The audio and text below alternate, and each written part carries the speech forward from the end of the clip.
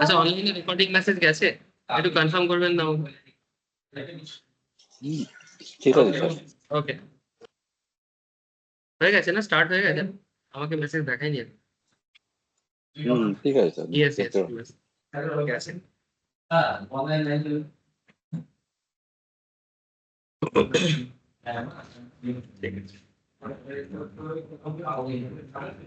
ও sir, এই তোরা class করবি কি করবি না? বাচ্চাদের পাঠশালাতে যেরকম করে সেই মানে বিরক্ত করতে পারে, সেরকম তোরা বিরক্ত কর।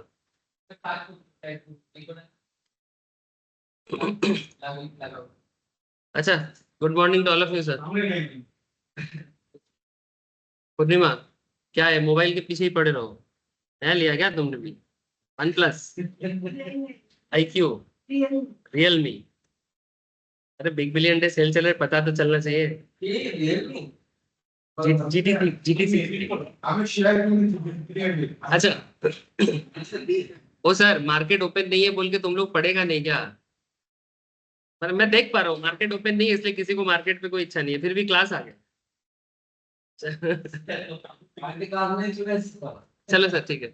अच्छा देखो, मार्केट में बैम्बू दिया है आप लोगों को, पता है ना आप लोगों को? ठीक है, तो बैम्बू क्या है थोड़ा जानो। ठीक है, और आज ऑप्शंस आई डोंट थिंक कि मैं स्टार्ट कर पाऊंगा आज। एक्चुअली थोड़ा सा मार्केट अपडेट दूंगा और उसके बाद इसका क्या इम्पैक्ट प्रोबेबल हो सकता है उसका एक आइडिया जनरेट करने का कोशिश करूंगा, जो कि एक जरूरी बात है। और टेक्निकली जो बात चल रहा था क्लास में, कल थोड़ा सा बाकी था, मूविंग एवरेज में क्रॉसओवर सिस्टम थोड़ा सा आज थोड़ा सा बता के उसको कंप्लीट कर दूंगा। और कल और परसों जो 2 क्लास है उसमें ऑप्शंस में ही बात। ठीक है सर, मैं स्क्रीन शेयर कर रहा हूँ सर।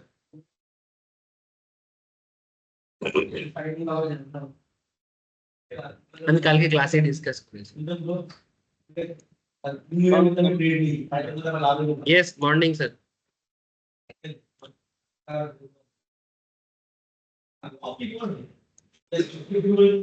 अच्छा देखो, कल मार्केट अल्टीमेटली क्या बिहेव किया देखो सर एक बार, शेयर है ना सबको? अच्छा कल का घटना थोड़ा याद दिलाते हैं, कल क्या हुआ था? हाँ आप लोग यहाँ से गए और उसके बाद मार्केट का जो बातचीत चल रहा था उसके ऊपर क्या हुआ, जो एंड में हुआ था वो थोड़ा सा देखने लायक बात है सर। कल तो रजत जी गजब किया सर। रजत जी आज ज्वाइन नहीं किया अभी तक।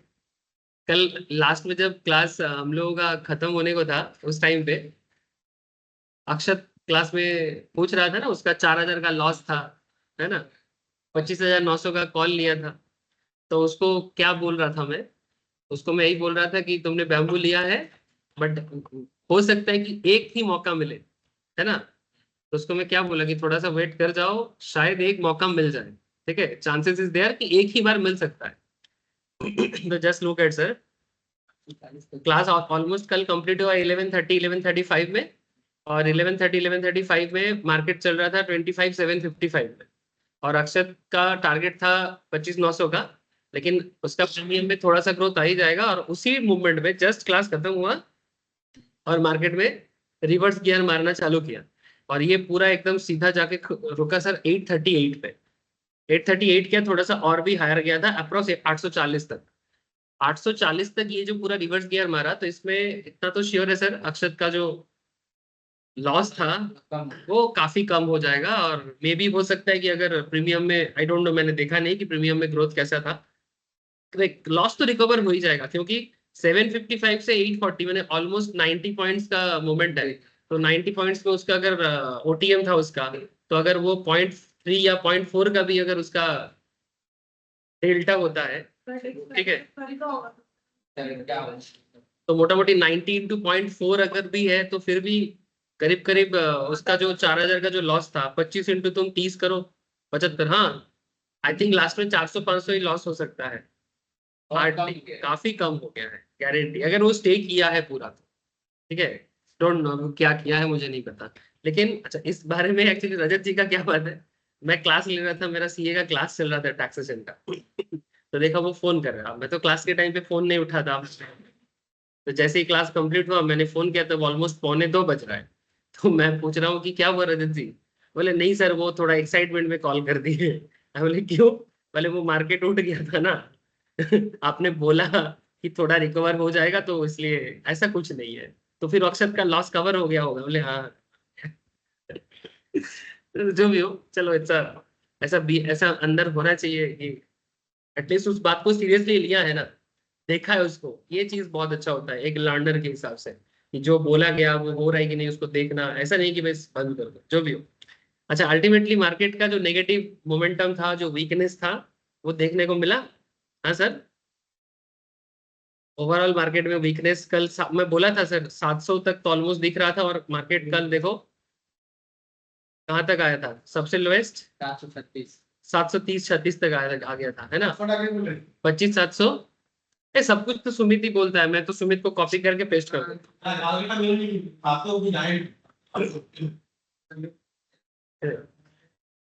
मैंने ऐसा है कि मैं कुछ बोल ही नहीं सकता।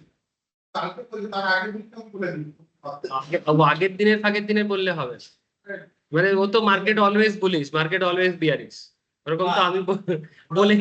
আমরা যে ব্যাপারটা আমাদের বুলিশ আর বিয়ারিশ আমাদের বস মিটিং আগে বলি আমরা না यार। अच्छा, तो अल्टीमेटली मार्केट 700 तक था, उसका सपोर्ट दिख रहा था, तो ऑलमोस्ट 700 के आसपास जाके थोड़ा बहुत मैंने क्या बोलते हैं उसको, इधर थोड़ा खींचते उधर थोड़ा खींचते, ये तो होना ही। और ये होने के बाद मार्केट में वापस एक sideways momentum, double double top double bottom दोनों बना, देखो ठीक है। जब आपको एक चीज देखो सर, मैं ये चीज आप लोगों को हमेशा बोलता हूँ कि व्हेन आपको ये समझ में आ जाता है कि मार्केट रेंज बाउंड होने वाला है, ठीक है, जब आपको ये समझ में आ जाता है कि मार्केट रेंज बाउंड होने वाला है, तो ऐसे सिचुएशंस में ना आपको ट्रेडिंग के लिए ना एक श्योर शॉट मौका मिलता है। क्या मौका मिलता है? कि आपको रेंज बाउंड का सबसे, ये चीज मैंने टेक्निकल क्लास में रिसेंटली एक बार कवर अप किया है, कि double top and double bottom form करता है। और ये देखो आप, मार्केट इस पॉइंट के बाद मैंने 11:30 के बाद यहाँ पर देखो हाईएस्ट 830 तक गया। अगर तुम एवरेज में देखो तो ये 800, तो इसको तुम मान सकते हो, है ना? मैंने बाकी जो दिया है वो तो जस्ट हल्का मोमेंटम था, तो 800 तक ये जाएगा। फिर 800 से अगर तुम इसको नीचे देखो तो 770 तक आया, ठीक है। मैंने 800 से 770 मैंने 30-40 पॉइंट का एक गैप, फिर से देखो, फिर से एक बार कोशिश करके फिर से 800 में गया, ठीक है। मैंने एग्जैक्टली ऐसा ही टॉप बनाएगा ऐसा कोई गारंटी नहीं है, ठीक है, कि पहले बार में तो 840 गया था, नेक्स्ट बार भी 840 जाएगा, और लास्ट बार 730 गया था तो नेक्स्ट बार भी 730 जाएगा। It's not like that. But अगर आपको एक रेंज बाउंडनेस का समझ में आ जाता है ना कहीं आपको ट्रेड के लिए सही होता है। इवन आपको मैं कल बोला भी था, अगर आप कल का क्लास सुनोगे वहां पर मैं शायद ये भी बोल रहा था कि लग तो रहा है कि मार्केट इसी सिचुएशंस पे रेंज बाउंड ही रह जाएगा, कल बोले थे ना। तो कहीं ना कहीं ये जो मार्केट का साइकोलॉजी है, ये साइकोलॉजी जितना आप जल्दी जल्दी डेवलप कर पाओगे, और जितना धीरे धीरे समय, जल्दी तो कुछ भी होता नहीं है, जल्दी कुछ भी नहीं होता, मैं तो बोल देता हूँ बोलने के टाइम पे, बट सीरियसली बोला जाए तो इतना जल्दी जल्दी ना कुछ भी नहीं होता। ये जो साइकोलॉजी है ना, ये समझते समझते समय लगता है। हाँ, किसी किसी के केस में मैं देखा, ऐसा स्टूडेंट भी मैंने देखा जो काफी जल्दी कवर अप किया है और काफी जल्दी मार्केट साइकोलॉजी को समझा है। किसी किसी को काफी टाइम लग जाता है, किसी किसी को थोड़ा कम टाइम लगता है, बट ऐसा नहीं कि होता नहीं है, बिल्कुल होता है। तो double top double bottom strategy हम लोग को पता है ना क्या करना होता है इसमें। जब मार्केट टॉप में हो, मैंने अपना रेजिस्टेंस के आसपास हो, शॉर्टिंग करना चाहिए, है ना? मैंने शॉर्टिंग मैंने फ्यूचर में हो तो शॉर्ट करो, इंट्राडे में हो तो शॉर्टिंग करो। इंट्राडे माने कोई, ऐसे तो निफ्टी में इंट्राडे हो नहीं सकता, मैंने कैश मार्केट में तो कुछ कर नहीं सकते, बट मैं बात यहाँ पर निफ्टी का नहीं कर रहा हूँ, ओवरऑल किसी भी चीज पे बोल रहा हूँ। अगर आप कोई स्टॉक में हो तो आप नॉर्मल कैश मार्केट में उसमें शॉर्टिंग कर सकते हो। अगर आप उस चीज के ऊपर फ्यूचर के में काम कर रहे हो, मैंने फ्यूचर ट्रेड ले लो, तो उसमें आप क्या कर सकते हो, शॉर्टिंग कर सकते हो, मैंने पहले सेल करके बाद में बाय करना, ठीक है। मार्केट इसको नॉर्मल ले लेता है सर, बाकी जो ब्रोकरेज चार्जेस वगैरह जो है वो एज पर सिचुएशन है। लेकिन ये सिचुएशंस में आपके लिए बेहतर क्या होता है, मैंने कम दाम में थोड़ा ज्यादा मिलने का बाद जो है ऑप्शंस, है ना? तो कौन सा ऑप्शन लोगे? अगर बायर बनना है तो बायर बनना है तो पुट बाई करेंगे, क्योंकि पुट बाई में क्या कॉन्सेप्ट चलता है कि मार्केट गिरने पे हम कर सकते हैं, तो इसमें आपको कुछ ना कुछ गेन दे ही देगा। लेकिन ये पूरा सिचुएशन तभी होता है जब आपको मार्केट के बारे में आइडिया हो जाता है। और कल ये बात हम लोग क्लास में किए, तुम क्लास सुनो, मैं कल ग्रुप में भी दे दिया, वो बात किया मैंने कि मार्केट वीकनेस में है, बीच में एक बार रिकवरी दे सकता है, मैंने थोड़ा सा रिवर्स दे सकता है, जिसमें जिसका भी पोजीशन था वो थोड़ा सा निकलने का। हाँ ऑब्वियसली, बात कर रहे हैं सर, ऑब्वियसली वार सिचुएशंस मैं बोल रहा हूँ, मैं मेरे को जितना समझ में आ रहा है मैं कोशिश कर रहा हूँ सारा चीज बताने की। तो अल्टीमेटली मार्केट कल खत्म हुआ अराउंड 800 के आसपास, है ना। अल्टीमेटली मार्केट खत्म हुआ अराउंड 800 के आसपास, और ये टॉप में आपको शॉर्टिंग करना चाहिए, और जब ये डाउन मोमेंटम में है तब आपको बायर बनना चाहिए, है ना, बायर बनना चाहिए। तो अल्टीमेटली 750-800 रेंज में रेंज बाउंड हो गया था, तो यहाँ पर भी एक अच्छा बाइंग जोन था। अच्छा, बाइंग जोन को आइडेंटिफाई करने के लिए कैंडल हेल्प करता है सर, कैंडल बहुत ज्यादा हेल्प करता है, बहुत ज्यादा हेल्प करता है, चाहे आप कितना भी बड़ा एनालिस्ट हो। क्यों नहीं करता है? ये 1 मिनट का ही तो है, 1 मिनट में आप उसका साइकोलॉजी को समझने में, एक्चुअली वो बहुत फास्ट फास्ट मूवमेंट करता है, आप उनके साथ एट पर नहीं हो पाते। कोई बात नहीं सर, अगर आपको 1 मिनट समझ में कम आता है, आप 10 मिनट में करो, 15 मिनट में करो, 1 घंटा में करो, आपको जो समझ में आ जाए। ये मिनट को समझना थोड़ा टाइम लगता है। 1 मिनट से ज्यादा समझ नहीं आता है, 1 मिनट से अगर ज्यादा हो रहा है मेरे को समझिए नहीं। अच्छा, उसको 1 मिनट से ज्यादा होने से समझ में नहीं आता। अब अलग अलग लोग अलग अलग बात कर रहे हैं। हाँ, 1 मिनट धोखा ज्यादा देता है, मैंने 1 मिनट में फेक या फॉल्स। दैट्स ट्रू सर, क्योंकि वो 1 मिनट है ना सर, 1 मिनट का मार्केट साइकोलॉजी और 1 घंटा का मार्केट साइकोलॉजी, दोनों चीज में फर्क नहीं होगा। 1 मिनट में तुम्हारा माइंड और 1 घंटे में तुम्हारा माइंड में क्या डिफरेंस आता है? हाँ, 1 मिनट में कंसेंट्रेशन लेवल और 1 घंटे का कंसेंट्रेशन लेवल किस में ज्यादा होता है? Obviously same to same market का भी है, मार्केट भी तो साइकोलॉजी में ही बिहेव करता है, और उसके साथ उसका मार्केट में कुछ ट्रिगर होता है, news events and economic matters होते हैं। तो ऑब्वियसली 1 घंटे का साइकोलॉजी में तुम ज्यादा भरोसा कर सकते हो कंपेयर टू 1 मिनट की साइकोलॉजी। बट जो लोग स्कैल्पर वगैरह होता है, जैसे आजकल देवो है क्लास में, देख लेते हैं। हाँ देवो देवो हाँ, ये ओरिजिनल देवो है ये ओरिजिनल देवो है। हाँ देवो स्कैल्पर, देवो रोज मेरे को मोटा मोटी 2,000 का मैंने ऑन एन एवरेज 2 से 3 हजार का रोज का प्रॉफिट मेरे को शेयर करता है, कमोडिटी में एज वेल एज स्टॉक। देवो अपना एक अलग ही परफॉर्मेंस दे रहा है। देवो स्कैल्पिंग करता है, ठीक है, स्कैल्पिंग करता है, मैंने मिनट मिनट में ट्रेड लेता है। हाँ? नहीं, कोई किसी को टिप नहीं देगा। टिप टिप के लिए ब्रोकर फार्म है, टिप के लिए ब्रोकिंग फार्म है, आपके सामने बैठा भी है। टिप के लिए, टिप के जगह थोड़ी ना, टिप के लिए मेरे पास क्यों आता है? मार्केट में भरा पड़ा है टिप्स देने वाले, कितना टेलीग्राम चैनल है टिप्स के लिए। हाँ हेलो, बोलो सर, कोई कुछ बोल रहे हो? দেবো কিছু বলছিস? না স্যার। ঠিক আছে, তো তারিফ করলাম বলে আবার বেশি বাড় খেয়ে যাস? না না স্যার, আমি শুনতে পাইনি তাই। अच्छा सुनते पाएंगे, चलो अच्छा है। अच्छा, अपकमिंग मार्केट सिनेरियो के बारे में थोड़ा सुन लो सर। कौन सा कौन सा? आज का डेट में कहाँ लाइन में है तो 25 ये वाला? ये शायद लास्ट में मार्केट का सेटलमेंट हुआ है, मतलब एक्चुअली मार्केट यहाँ तक पहुंच गया था, यहाँ तक पहुंचने के बाद लास्ट में देखो सेटल किया है, तो वो सेटलमेंट का जो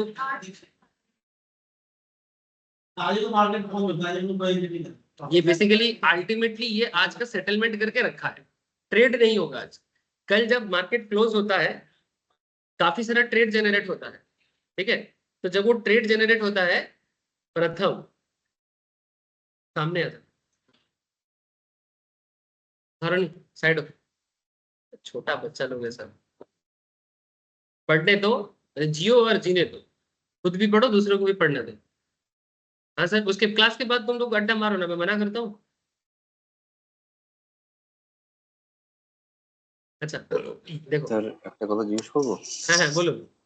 বলছি ডবল টপ কি দুটো টপ কি একদম সমান সমানই হবে না একটু না উপর না নিচ হতে পারে? এই কথাটাই বলছিলাম আমি, विश्वनाथ का क्वेश्चन था सर कि डबल टॉप क्या एकदम एग्जैक्टली होना पड़ता है? ना, ऐसा जरूरी नहीं है सर कि एकदम एग्जैक्टली हो, ठीक है। ठीक, जैसे यहाँ पर जो टॉप के बारे में अभी बात किया मैं आप लोगों के साथ, क्या यहाँ पर एग्जैक्टली सेम होने पे ही मैं बोलूंगा डबल टॉप या डबल बॉटम है? अभी वही चीज मैं बोला कि यहाँ पर देखो कंसेंट्रेशन जोन अराउंड 815-20 में है, और यहाँ पर कंसिडरेशन जोन अराउंड 800 में है, तो 15-20 का डिफरेंस है ना। अच्छा, डबल बॉटम को भी देखो, कंसिडरेशन जोन यहाँ पर है, कंसिडरेशन जोन यहाँ पर है, ये ऑलमोस्ट सेम बिहेव किया है ना, ये ऑलमोस्ट सेम बिहेव किया है, मैंने बॉटम ऑलमोस्ट सेम बिहेव किया है, पर देखिए हेड एंड शोल्डर बोलबो এইটা ইন্ডিকেটটা খানিকটা বলা যেতে পারে।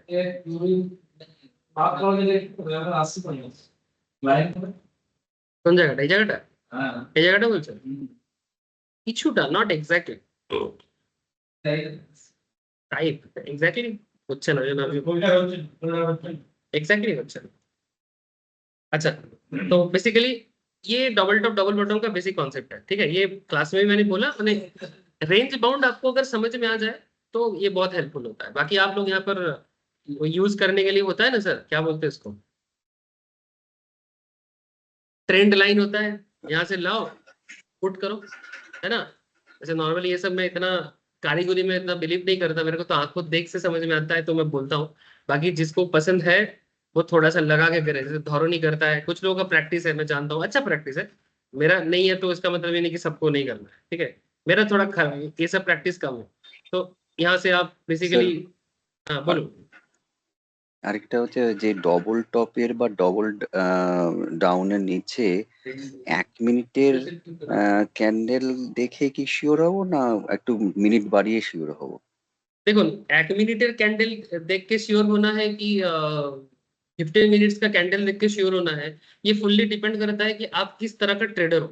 अगर आप प्योरली स्कैल्पर हो तो आप 1 मिनट के कैंडल पे पूरा बिलीव कर सकते हो, क्योंकि आपके पास उपाय नहीं है। और अगर आप थोड़ा ज्यादा टाइम फ्रेम में चलते हो, लाइक आप 15 मिनट्स के ऊपर बेस करके ट्रेड लेते हो, तो इन दैट केस 1 मिनट भी देखो एज वेल एज उसके साथ साथ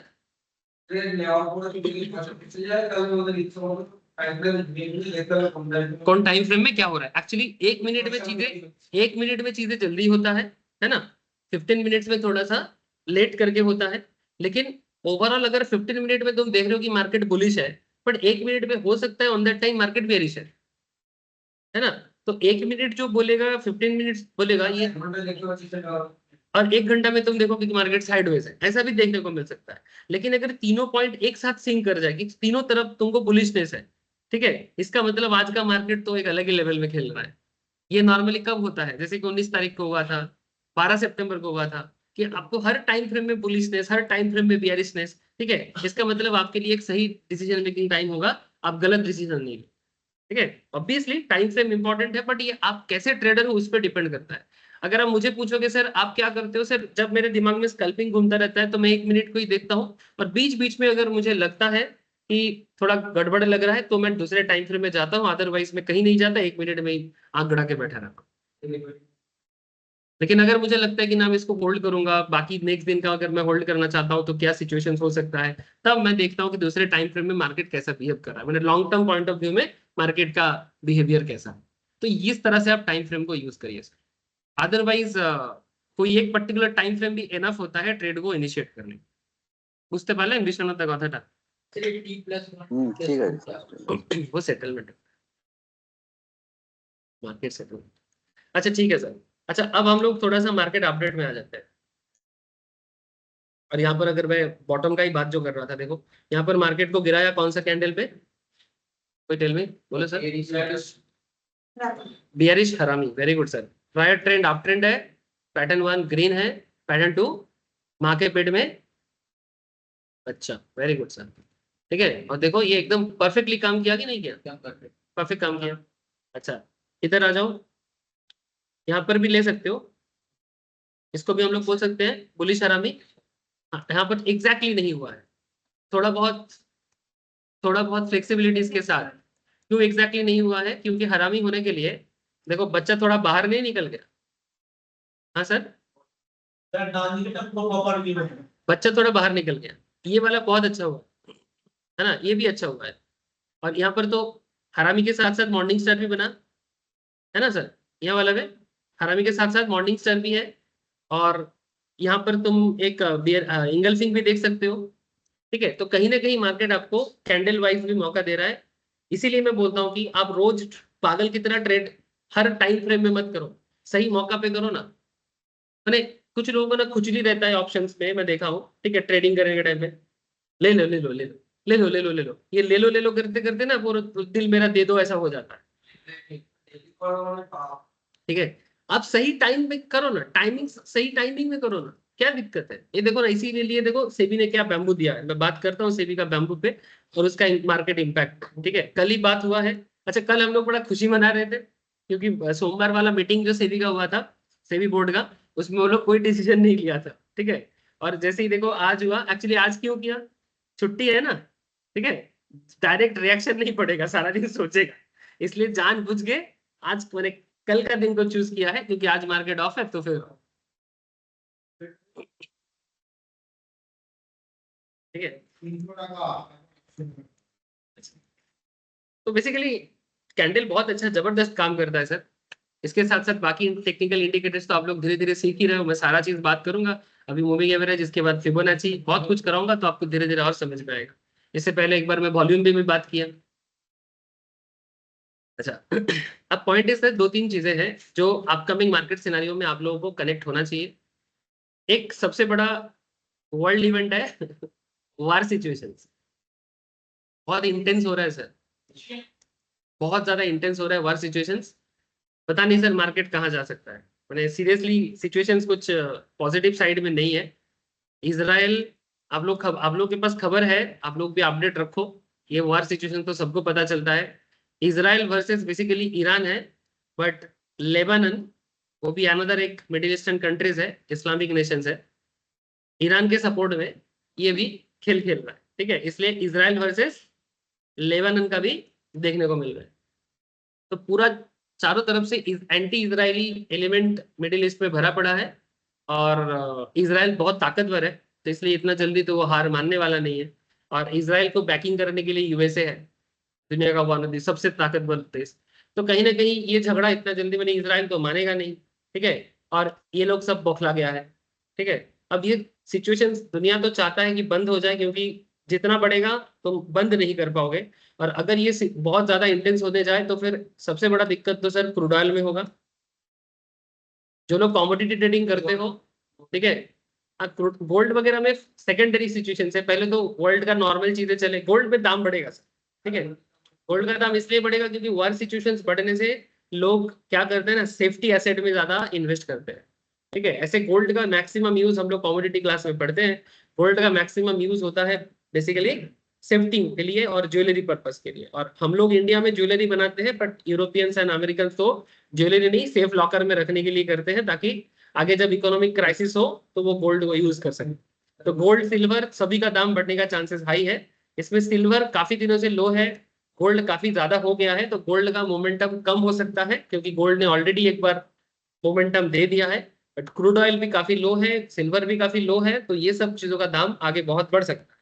लेकिन ये तो कमोडिटी मार्केट में एक मौका बन सकता है, वो मैं आपको बताया। जो लोग कमोडिटी पढ़ते हो और कमोडिटी का एनवायरनमेंट समझते हो, उनके लिए एक अच्छा बात है। लेकिन क्रूड ऑयल का दाम ज्यादा बढ़ना इंडस्ट्रियल सिचुएशंस के लिए भी बहुत खराब है, तो वर्ल्ड इकोनॉमी डिस्टर्ब हो सकता है,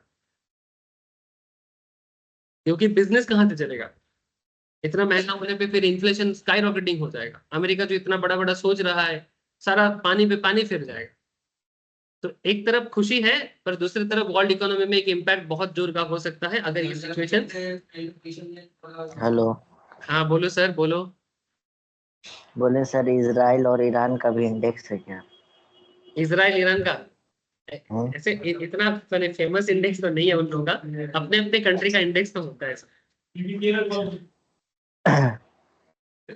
और अगर होगा भी तो मुझे अभी नाम नहीं पता सर, थोड़ा खोज अच्छा, उसको हम लोग नहीं देखते ना।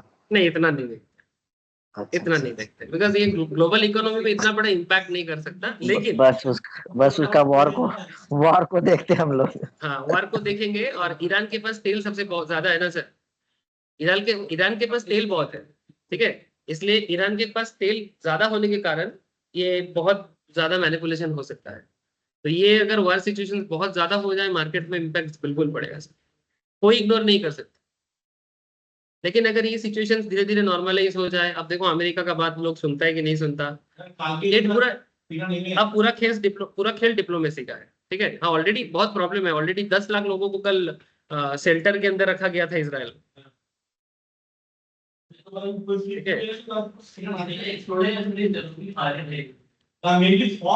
एक्चुअली इसलिए हुआ है, वो जो हमास का जो लीडर था ना हिजबुल्ला, उसको मारा बोल के ईरान ने फिर से मिसाइल स्ट्राइक किया। अब चलो ठीक है, अब ये तो एक सिचुएशन है, समझ में आप लोगों को आ गया।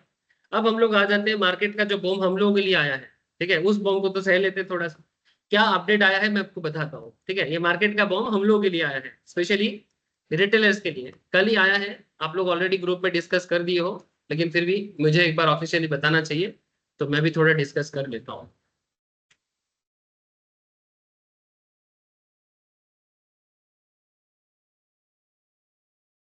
कहीं से एक न्यूज एजेंसी से देख लेते हैं ना सर, काफी होगा। देखो, SEBI announces 6-step framework to get Indians rid of FNO addiction। Future and options में लोगों को एडिक्शन हो चुका है, ठीक है। तो ये बहुत इंटरेस्टिंग और इम्पोर्टेंट मैंने सिचुएशंस है, जिसके बारे में एक्चुअली अभी से नहीं सर, बजट डे से बात हो रहा है, समझ रहे हो सर। बजट डे मैंने जब से निर्मला सीतारमन जी बजट पेश कर रहा था उस दिनों से बात हो रहा है कि हेलो কিছু বলছেন কি সুমিতা? না আমার হঠাৎ স্পিকারটা কি হয়ে গেল বুঝতে পারছি না, কিরকম আওয়াজ আসছে। মানে আমার আওয়াজ পাচ্ছেন না? না না হ্যাঁ মানে আমার আমার মানে ল্যাপটপে কিছু একটা হয়েছে। আচ্ছা ঠিক আছে। अच्छा, सेबी ने अनाउंस किया 6-step framework to get Indians rid of FNO addictions. तो बेसिकली आप लोग काफी सारा खबर ऑलरेडी आप लोगों के पास है, मैं ज्यादा डिटेल्स में नहीं जाऊंगा, बट एक रफ आइडिया आप लोगों को दे देता हूँ। इसके बाद फर्दर और भी अपडेट इस चीज में आने वाला है, तो जैसे जैसे अपडेट आएगा आप लोगों को भी पता चलेगा, सबको पता चल जाएगा। लेकिन इसका ये अच्छा है कि बुरा है, इसके बारे में थोड़ा बात कर ही सकते हैं हम लोग। सर इसका जो सबसे बड़ा प्रॉब्लम है कि ये जो आप लोग इजीली एफएनओ ट्रेड कर लेते हो, स्पेशली ऑप्शंस, ठीक है, फ्यूचर से ज्यादा ऑप्शंस मार्केट में ये जो लोग 1,500, 2,000, 3,000, 4,000 टका डाल के फटाफट निकाल देते हैं ना, ठीक है, स्पेशली एक्सपायरी डे पे। स्पेशली अगर आप निफ्टी में हो तो थर्सडे को, बैंक निफ्टी होगा तो वेडनेसडे को, सेंसेक्स का क्या है फ्राइडे को, ठीक है। तो ये जब भी हम लोग एक्सपायरी डेट आते हैं, क्योंकि प्रीमियम सस्ता होता है, तो हमारे पॉकेट से तुरंत पैसा निकलते हैं, ले लेते हैं 10 टका ही तो चल रहा है, ले लेते हैं 20 टका ही तो चल रहा है ना प्रीमियम। तो सस्ता प्रीमियम देख के लोगों का जो मार्केट में जुआ खेलने का जो एक आदत बन गया है, और इसमें एक्चुअली क्यों ऐसा किया है, इसका एक छोटा सा डेटा दिखाने से आपको समझ में आएगा कि क्यों गवर्नमेंट ऐसा डिसीजन लिया। इसका मेन 3 रीजन है। हाँ, मैं आपको डेटा दिखाने से आपको समझ में आ जाएगा कि आखिर गवर्नमेंट ने ऐसा डिसीजन लेने के पीछे गवर्नमेंट का क्या रीजन है। आप लोगों को पता होना चाहिए, जिस एनवायरनमेंट में आप हो उस एनवायरनमेंट के बारे में आइडिया तो होना चाहिए। हाँ कर दो। सेबी का स्टडी से देखा गया, SEBI's action comes after it study showed 1.13 crore retail and F&O trader incurred a combined net loss of 1.81 lakh crore in the last 3 financial years. 1.81 lakh crore last 3 साल में रिटेल ट्रेडर का लॉस हुआ है, तो टका लॉस, ठीक है। और इसका मेन भी, इसका मैक्सिमम परसेंटेज है एक्सपायरी डेट पे बदमाशी करना। प्रथम, बदमाशी बंद करो, क्लास में भी बातचीत कम करो, ठीक है, दोनों ही। सुनो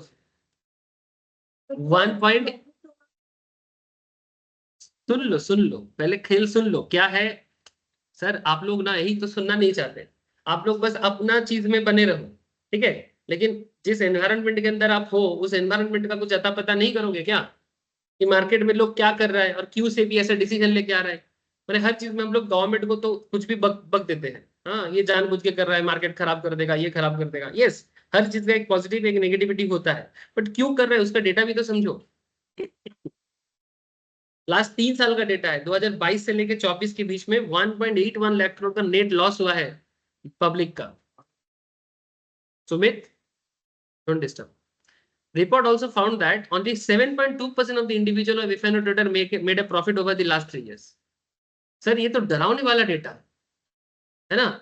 7% individual future and option trader का एक्चुअल में प्रॉफिट हुआ है, इसका मतलब 93% का लॉस हुआ है। ठीक है सर, तो फिर हम लोग ऑप्शन ट्रेडिंग छोड़ देते हैं? छोड़ दो, छोड़ दो, कौन करने बोलता? सर तो फिर पढ़ने भी नहीं आएंगे, मत आओ। नहीं सर, ऐसा थोड़ी ना है। ठीक है, हर चीज चलता है लेकिन सिस्टमेटिक वे में चलना चाहिए। एक्चुअली यहाँ पर गवर्नमेंट का भी पूरा दोष नहीं दिया जा सकता, क्योंकि मार्केट में कुछ इतना जल्दी बदलाव हुआ है, ये गवर्नमेंट को भी समझ में नहीं आया। दलाल स्टेट मैंने बॉम्बे का जो एक्सचेंज एरिया है, जैसे हम लोग दलाल स्टेट बोलते हैं ना, the number of retail traders on Dalal state has almost doubled in 2 years from 51 lakh in financial 22 96 lakh in financial year 24। समझ रहे हो? 51 लाख ट्रेडर से 96 लाख ट्रेडर बदला है, डबल हुआ है। Regulators are worried that household savings is being misdirected towards gambling in the F&O segment. Point to be noted. Economy के लिए एक बहुत इंपॉर्टेंट चीजें हैं, इस बात को समझना बहुत जरूरी है।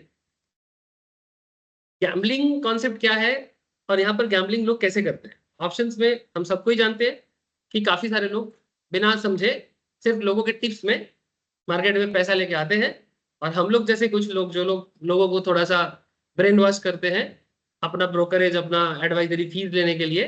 ठीक है, लोगों को उकसाता है और अल्टीमेटली पॉकेट खाली करता है। बात समझ रहे? मैंने जो डोमिनेटिंग पोजीशंस पे है वो इजीली लोगों को फंसा सकता है। अगर मैं चाहूँ ना, किसी को भी बहुत इजीली मैनिपुलेट कर सकता हूँ। मैं क्यों, कोई भी मेरे पोजीशंस पे रहने वाला कोई भी बंदा मैनिपुलेट कर सकता है। Very easy for them.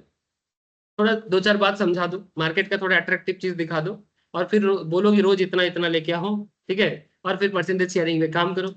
तो लोग एक्चुअली सीखने के लिए टाइम देना ही नहीं चाहता। अगर देता तो 7.2% इंडिविजुअल्स का ही प्रॉफिट होता, 93% का लॉस होता। सर ये अगर 50-50 या 60-40 होता तो समझ में आता, 70-30 भी होता तो भी समझ में आता। ऑब्वियसली फ्यूचर एंड ऑप्शंस एक डेरिवेटिव सेगमेंट्स है, और डेरिवेटिव इतना आसान चीज नहीं है। डेरिवेटिव तो मेन एसेट नहीं है ना। रिलायंस का शेयर बढ़ेगा, शेयर का दाम, आईटीसी का शेयर का दाम बढ़ेगा, बजाज फाइनेंस का शेयर का दाम बढ़ेगा, ये डायरेक्टली अंडरस्टैंडिंग हो सकता है। बिजनेस डेवलप होगा, प्रोजेक्ट मिल रहा है, ये डायरेक्टली समझ में आ सकता है। ठीक है, लेकिन फ्यूचर रिलायंस का शेयर का दाम बढ़ने से ही रिलायंस का डेरिवेटिव का दाम बढ़ेगा, ये तो डायरेक्टली कनेक्टेड ऑब्वियसली है। लेकिन यहाँ पर तो और भी मैथ काम करता है। लाइक यहाँ पर टाइम डी के काम करता है, डेल्टा का काम होता है, थीटा का काम होता है। ठीक है, हाँ बोल सर, क्या बोला? गामा का काम होता है। तो यहाँ पर ऑप्शंस का एक अलग एनवायरनमेंट है, यहाँ पर प्रीमियम का एक अलग सिचुएशन है।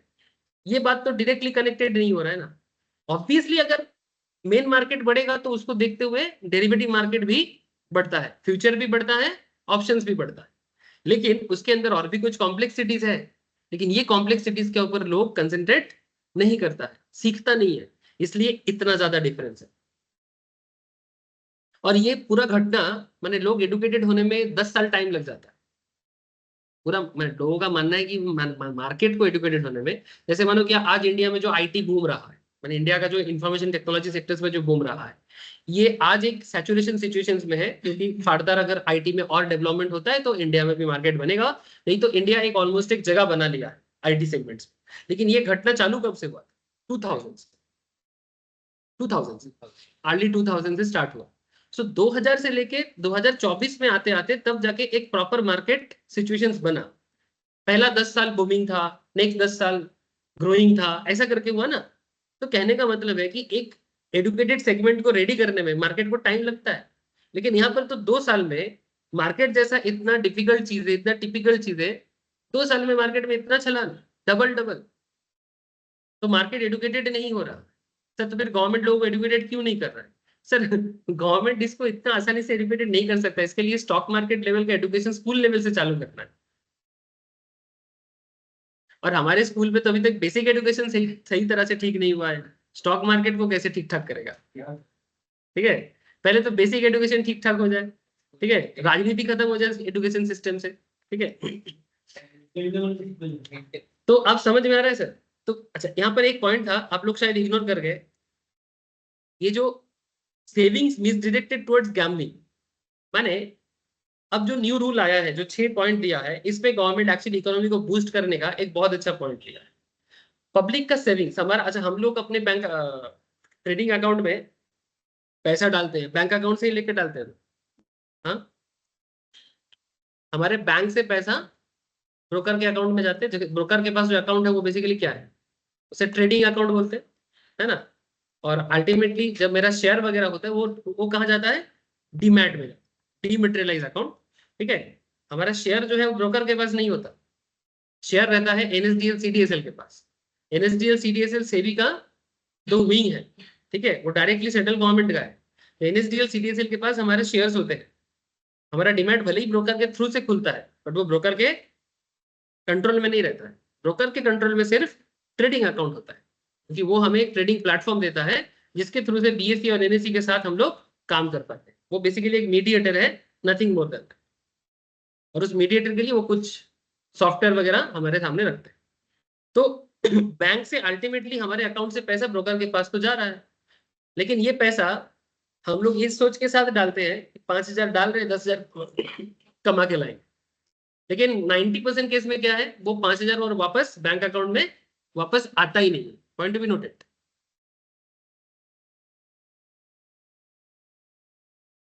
नाइन्टी परसेंट केस में ये 5,000 डबल तो छोड़ो, 500 टका भी एक्स्ट्रा वापस नहीं आता है। इससे क्या हो रहा है कि बैंकिंग सिस्टम से पैसा का फ्लो कम हो जा रहा है। जहां पर बैंक के पास पैसा बने रहने से बैंक के लिए अच्छा है। हेलो, बैंक के पास पैसा बना रहने से बैंक के लिए अच्छा है। बैंक के पास जितना डिपॉजिट्स होगा, इसको बैंकिंग सिस्टम में कासा रेशियो बोलते हैं। क्या रेशियो बोलते हैं, current account savings account ratio. ठीक है, करंट में कितना है, सेविंग्स में कितना है, जितना पैसा का फ्लो बैंक अकाउंट में बढ़ता रहेगा, ठीक है, फिक्स डिपॉजिट में जितना पैसा रहेगा, ठीक है। अब पब्लिक का पैसा इसी तरह से वो क्या करते हैं, डिस्ट्रीब्यूट करते हैं कि आपके पास अगर 5 लाख है, आप 2 लाख टका एफडी कर दिए, 3 लाख टका सेविंग्स पे रखे, फिर उसी सेविंग्स के पैसे से आप ट्रेड भी करते हो, है ना। तो कहीं ना कहीं बैंक के थ्रू से अगर पैसा कम होता जाएगा तो अल्टीमेटली इकोनॉमी में जो मनी का फ्लो होता है, अरे सर हमारा पैसा ही, मैं अगर सेविंग्स पे या बैंक में पैसा रखता हूँ एफडी में, वही पैसा कल तुमको लोन का जरूरत होगा, बैंक तुमको वहां से देगा। तुम वो लोन बिजनेस पर्पस में या हाउसिंग पर्पस में या फिर कार पर्पस में लोन लेने आओगे, तो फिर इकोनॉमी को अल्टीमेटली डायरेक्टली इनडायरेक्टली, डायरेक्टली कैसे, अगर बिजनेस करोगे तो डायरेक्ट इम्पैक्ट, अगर आप घर के लिए लोन लोगे तो जो लोग घर का बिजनेस कर रहे हैं उनका बेनिफिट, जो लोग कार का बिजनेस कर रहे हैं उनका बेनिफिट, है ना। तो कहीं ना कहीं बैंकिंग सिस्टम में अगर पैसा का बंदोबस्त प्रॉपरली रहता है तो ये ओवरऑल लेवल में इकोनॉमी को ऑलवेज पॉजिटिव बूस्ट करता है, रियल बिजनेस बूस्ट होता है। और जब तक बिजनेस का ही बूस्ट नहीं, अगर रिलायंस का बूस्ट नहीं तो रिलायंस का डेरिवेटिव का क्या करोगे, अगर अदानी का बूस्ट नहीं तो अदानी का डेरिवेटिव का क्या करोगे। और रिलायंस, आईटीसी, अदानी, जो भी कंपनी का मैं नाम ले रहा हूँ, ये सभी निफ्टी 50 या निफ्टी 500 के नाम पे या सेंसेक्स 30 या सेंसेक्स 100 के नाम पे इंडेक्स के अंदर है। तो ओवरऑल अगर ये सब शेयर का ही मोमेंटम में ग्रोथ नहीं है तो फिर तुम डेरिवेटिव का क्या करोगे। तो long term point of view से बिजनेस का सस्टेनेबिलिटी के लिए, long term point of view से बिजनेस का सस्टेनेबिलिटी, के सस्टेनेबिलिटी मैंने, ताकि बिजनेस ओवरऑल ग्रोथ में बने रहे, बैंक के पास पैसा रहना जरूरी है।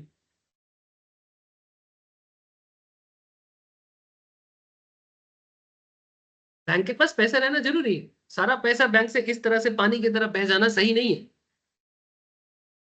अब तुम बोलोगे सर बैंक के पास तो पैसा हो रहा है। सर बैंक के पास पैसा, एक्चुअली पूरा पैसा बैंक में ही है। देखो बहुत ही खिचड़ी सिचुएशन है। हमारा पैसा, मैं 5,000 गवाऊंगा, ठीक है, अब तुम 5,000 कमा लेगा तो तुम्हारा 5,000 भी तो तुम्हारे बैंक में ही जाएगा। तो ये तो कॉन्ट्रडिक्टरी बात हो गया ना।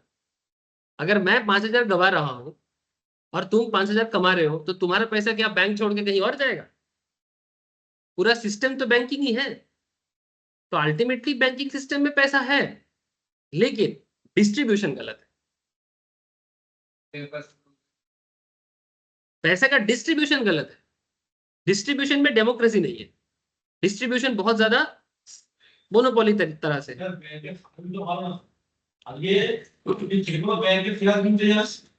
যেকোনো ব্যাংক ইন্ডিয়ায় আমাদের থেকে আরো যদি টাকা ঠিক আছে এক শেয়ারের দাম ছিল 831 টাকা ঠিক আছে ये सब भी बैंक के तेरा दाम तो ना इस तरह से इस तरह से तुम डायरेक्टली कनेक्ट नहीं कर सकता। एक्चुअली सरकारी बैंक का ना कुछ अपना बिजनेस रिलेटेड प्रॉब्लम है। जैसे तुमने जो पॉइंट उठाया सर्विस अच्छा नहीं है, लेकिन कुछ इन लोगों का ना कुछ टेक्निकल मैटर्स है। जैसे प्राइवेट बैंक प्रॉफिट के लिए कुछ भी डिसीजन ले सकता है, बट सरकारी बैंक ना प्रॉफिट के लिए कुछ भी डिसीजन नहीं ले सकता। There are certain restrictions. Sir एक क्वेश्चन आप बोलो सर। एक सेकेंड। रिटेलर मतलब इन्वेस्ट कर रहे हैं, हाँ। पैसा लॉस जा रहा है, तो मतलब ज्यादा तो नहीं, मतलब कुछ केसेस में देखा है एफआईआर के बाद पूरा पैसा चला गया है इंडिया में।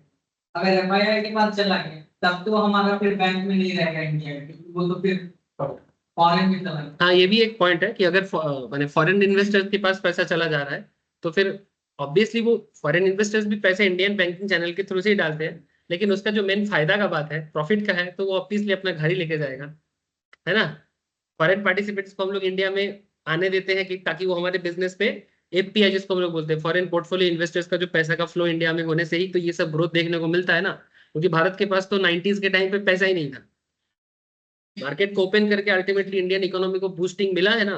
पैसा का एक्चुअली देखो, एक चीज हमेशा दिमाग में रखना कि पैसे से ही पैसा बनता है, ठीक है। मेक मनी फ्रॉम मनी, पैसे के बिना पैसा नहीं बन सकता। तो इसलिए पैसा के प्रॉपर चैनलाइजेशन बहुत जरूरी है। पैसा का ऑलवेज एक लिक्विडिटी इशू, ऑलवेज एक सिचुएशंस को बना के रखना है, और ओवरऑल मैनेजमेंट बहुत जरूरी है। तो यहाँ पर क्या हो रहा है, पैसा का प्रॉपर मैनेजमेंट नहीं हो रहा। ये मैनेजमेंट थोड़ा ठीक करने के लिए सेबी ने हमारे सामने कुछ गाइडलाइंस रखा। ऑब्वियसली ये स्मॉल रिटेल ट्रेडर्स को, हम आप जैसे रिटेल ट्रेडर्स को ऑब्वियसली थोड़ा सा तंग करेगा। क्यों? क्योंकि जो सस्ता में ट्रेड हो रहा था वो सस्ता ट्रेड में क्या हो गया, रेस्ट्रिक्शन आ गया। तो क्या क्या 6 पॉइंट है मैं आपको तुरंत एक बार बताता हूँ, फिर इसके बाद इसमें और भी अपडेट आएगा, मैं फिर आपको समझा दूंगा कि क्या इम्पैक्ट इसका पड़ सकता है। अपडेट बने इसका इम्प्लीमेंटेशन डिफरेंट बिजनेस के ऊपर तो आएगा ना, तो उसके ऊपर भी तो आगे आगे आपको समझना पड़ेगा। देखो, ये मंगलवार को ही सेबी ने बोला है, बहुत इंपॉर्टेंट अपडेट है, इसलिए मैं इसी के बारे में डिस्कस कर रहा हूँ, ठीक है। क्योंकि ये हम लोग का ट्रेडिंग सेगमेंट्स के लिए बहुत ही जरूरी बातें हैं। क्या हुआ है, पहला बात है कि इसमें क्यों किया ये तो पता चल गया। हेलो, कि क्यों सेबी ने ऐसा किया इसका आइडिया तो लग गया ना। फालतू में तर्क मत करना। मैंने बहुत सारे लोग ना फालतू में सरकार का बेकार है, कुछ लोग देखना ट्विटर में चालू हो जाते हैं, हाँ हम अपने पैसे से ट्रेड करते हैं, तुम्हारा क्या, ठीक है। देखो सर, किसी भी चीज को हम झूठ या सच नहीं बोल सकते, बट बड़ा झूठ और बड़ा सच में फर्क होता है। हर कोई अपने अपने जगह में सही होता है, लेकिन बड़ा सही क्या है वो इंपॉर्टेंट है। बात समझ में आ रहा है सर? मैं ये नहीं बोल सकता कि जैसे as a individual trader obviously हर किसी को प्रॉब्लम है। सिर्फ जैसे सुमित को गुस्सा आ रहा है, धरनी को गुस्सा आ रहा है, मुझे भी गुस्सा आ रहा है, पूर्णिमा भी मनी मन में सोच रहा है कि अब तो आगे ट्रेड करना ही मुश्किल हो जाएगा। नहीं सर, मुश्किल नहीं होगा, मैं आपको बताऊंगा कि क्या करना है। आखिर गवर्नमेंट ने एक चीज अच्छा किया है कि आप लोगों के मन में जो लालच और ग्रीडीनेस है उसको कम करने का कोशिश पूरा किया है। क्या लॉस ज्यादा होगा, तो आप रोज रोज काय क्यों करोगे। सुनो,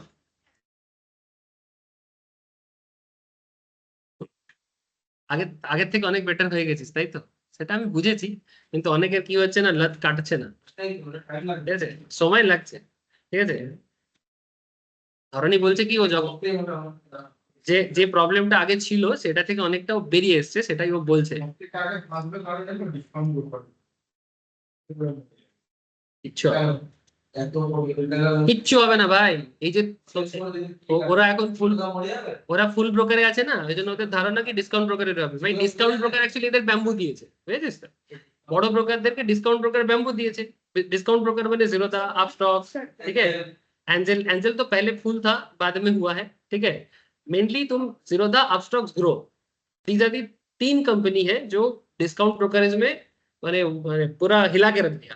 और बड़े बड़े companies like HDFC securities, Axis securities, Motilal Oswal, Kotak, ICICI securities, इन लोगों का जो मार्केट था कंसंट्रेटेड मार्केट, इन पे इनका मोनोपोली को खत्म किया, ठीक है। तो ये सिचुएशंस पे डिस्काउंट ब्रोकरेज को ऑब्वियसली प्रॉब्लम होगा, क्योंकि जो डेली बेसिस में बहुत सारा छोटा छोटा जो 50 50 50 करके ये लोग कमाता था, इसमें एक प्रॉब्लम इनको आएगा। लेकिन ये शॉर्ट टर्म है, मैं आपको बोल दे रहा हूँ, आप देख लेना। पेटीएम में क्या हुआ देख लिया आप लोगों ने? पेटीएम में क्या हुआ देख लिया? सर बड़ा कंपनी का ना पहले से जो मार्केट था ना, कंसंट्रेटेड मार्केट, वो पहले से ही है उनका। ठीक है, बड़ा कंपनी तो स्मॉल रिटेल ट्रेडर को तो कंसंट्रेट किया ही नहीं, आज भी नहीं किया। उनके पास बड़े बड़े प्लेयर्स हैं, मैंने हाई नेटवर्थ इंडिविजुअल क्यों नहीं खोल सकते, लेकिन उनका चार्ज ज्यादा है। ठीक है, नॉर्मली जहां यहाँ पर अगर 50 में हो जाता है बाई सेल करके, वहां पर 100-150 लग जाता है। ठीक है, तो इसीलिए तो इसी चीज को तो डिस्काउंट ब्रोकर ने कंसिडर करके बनाया। यही पता। ठीक है, तो ऑब्वियसली लार्ज ब्रोकिंग फार्म को थोड़ा सा इसमें वो लोग मनी मन में हंस रहा है कि कहीं ना कहीं डिस्काउंट ब्रोकरेज को दिक्कत होगा। ठीक है, बट हंसने दो, कब तक हंसता है देखते हैं। बट मार्केट कंसेंट्रेशन इतना जल्दी चेंज नहीं होने वाला है, क्योंकि मार्केट धीरे धीरे एडुकेट हो रहा है और इसका बहुत प्रमाण मार्केट में रखा है। कुछ इंपॉर्टेंट चेंज जैसे कि कॉन्ट्रैक्ट साइज में डेवलपमेंट, जो 5 से 10 लाख का मिनिमम निफ्टी वगैरह का कॉन्ट्रैक्ट साइज था। ये कॉन्ट्रैक्ट साइज क्या होता है? Contract size is just this. से फॉर एग्जांपल अगर तुमको निफ्टी में ऑप्शंस बाय करना है, से फॉर एग्जांपल, तो आपका 25 का लॉट है और इसका प्रीमियम अभी कम है, 82 है, लेकिन ये प्रीमियम जब स्टार्ट होता है तब 300-400 टका करके चलता है। ठीक है, तो उस टाइम पे तुम 25 इंटू 300-400 करके देखो, तुमको जो अमाउंट मिल रहा है वो उसका बेसिक कॉन्ट्रैक्ट साइज माना जाता है। मैंने स्टार्ट जब हो रहा है उस टाइम, स्टार्ट जब हो रहा है उस टाइम। ठीक है, ये तो प्रीमियम है। ठीक है, बाकी तुम 25,800 से 25 को इंटू करो। ठीक है, ऐसा तो निफ्टी में तो तुम डायरेक्ट नहीं कर सकते। 25,800 इंटू 25 होगा ना? हाँ 25 करो ना, कितना होता है?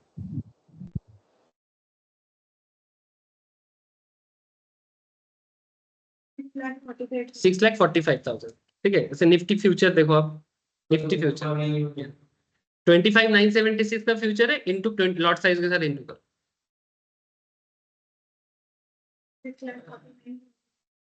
6,49,000 इसका मार्जिन बता रहा है फ्यूचर का 73,000। तो कहाँ 6 लाख 7 लाख का अमाउंट, मैंने टोटल 6.5-7 लाख का अप्रोक्स अमाउंट है कॉन्ट्रैक्ट। ये बायर का बोल रहा हूँ सर। नहीं, कॉन्ट्रैक्ट वैल्यू बता रहे हैं। वो कॉन्ट्रैक्ट वैल्यू है, वही वैल्यू का ही बात यहाँ पर हो रहा है सर। कॉन्ट्रैक्ट वैल्यू का ही बात हो रहा है। ये जो वैल्यू दिया है ये क्या है? यही वैल्यू है सर, कॉन्ट्रैक्ट साइज। ठीक है, कॉन्ट्रैक्ट साइज जो 5 से 10 लाख के बीच में नॉर्मली होता था, इसको चेंज करके 15 लाख करा जा रहा है। कॉन्ट्रैक्ट बढ़ रहा है, पहले तो कॉन्ट्रैक्ट साइज बढ़ रहा है, तो अब ऑब्वियसली लॉट साइज बढ़ेगा, है ना। मंडे मीटिंग में तो कुछ बात ही नहीं किया था।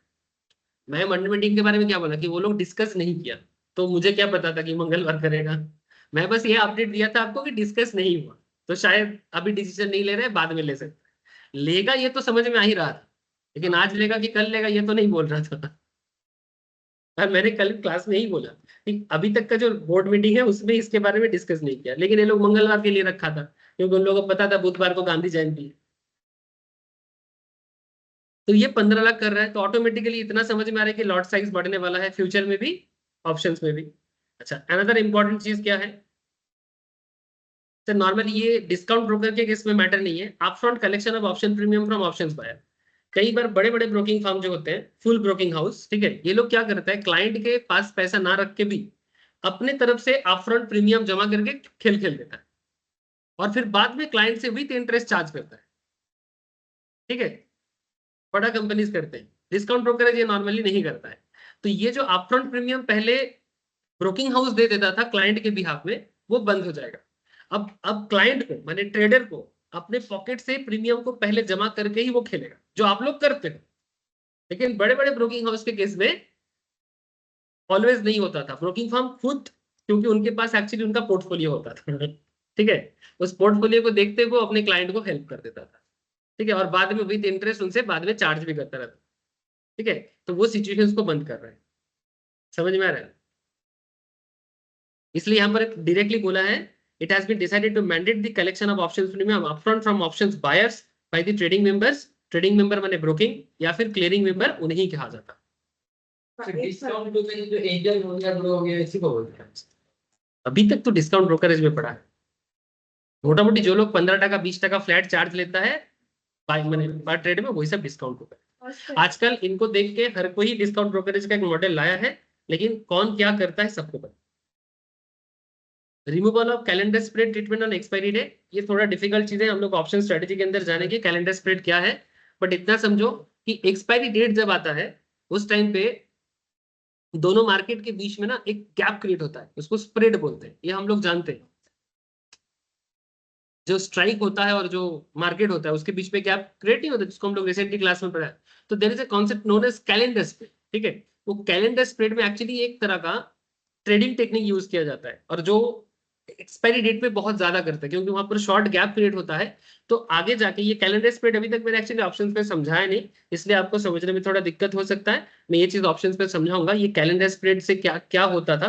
तो अभी बोल रहे हैं कि ये अवेलेबल नहीं रहेगा एक्सपायरी डेट पे।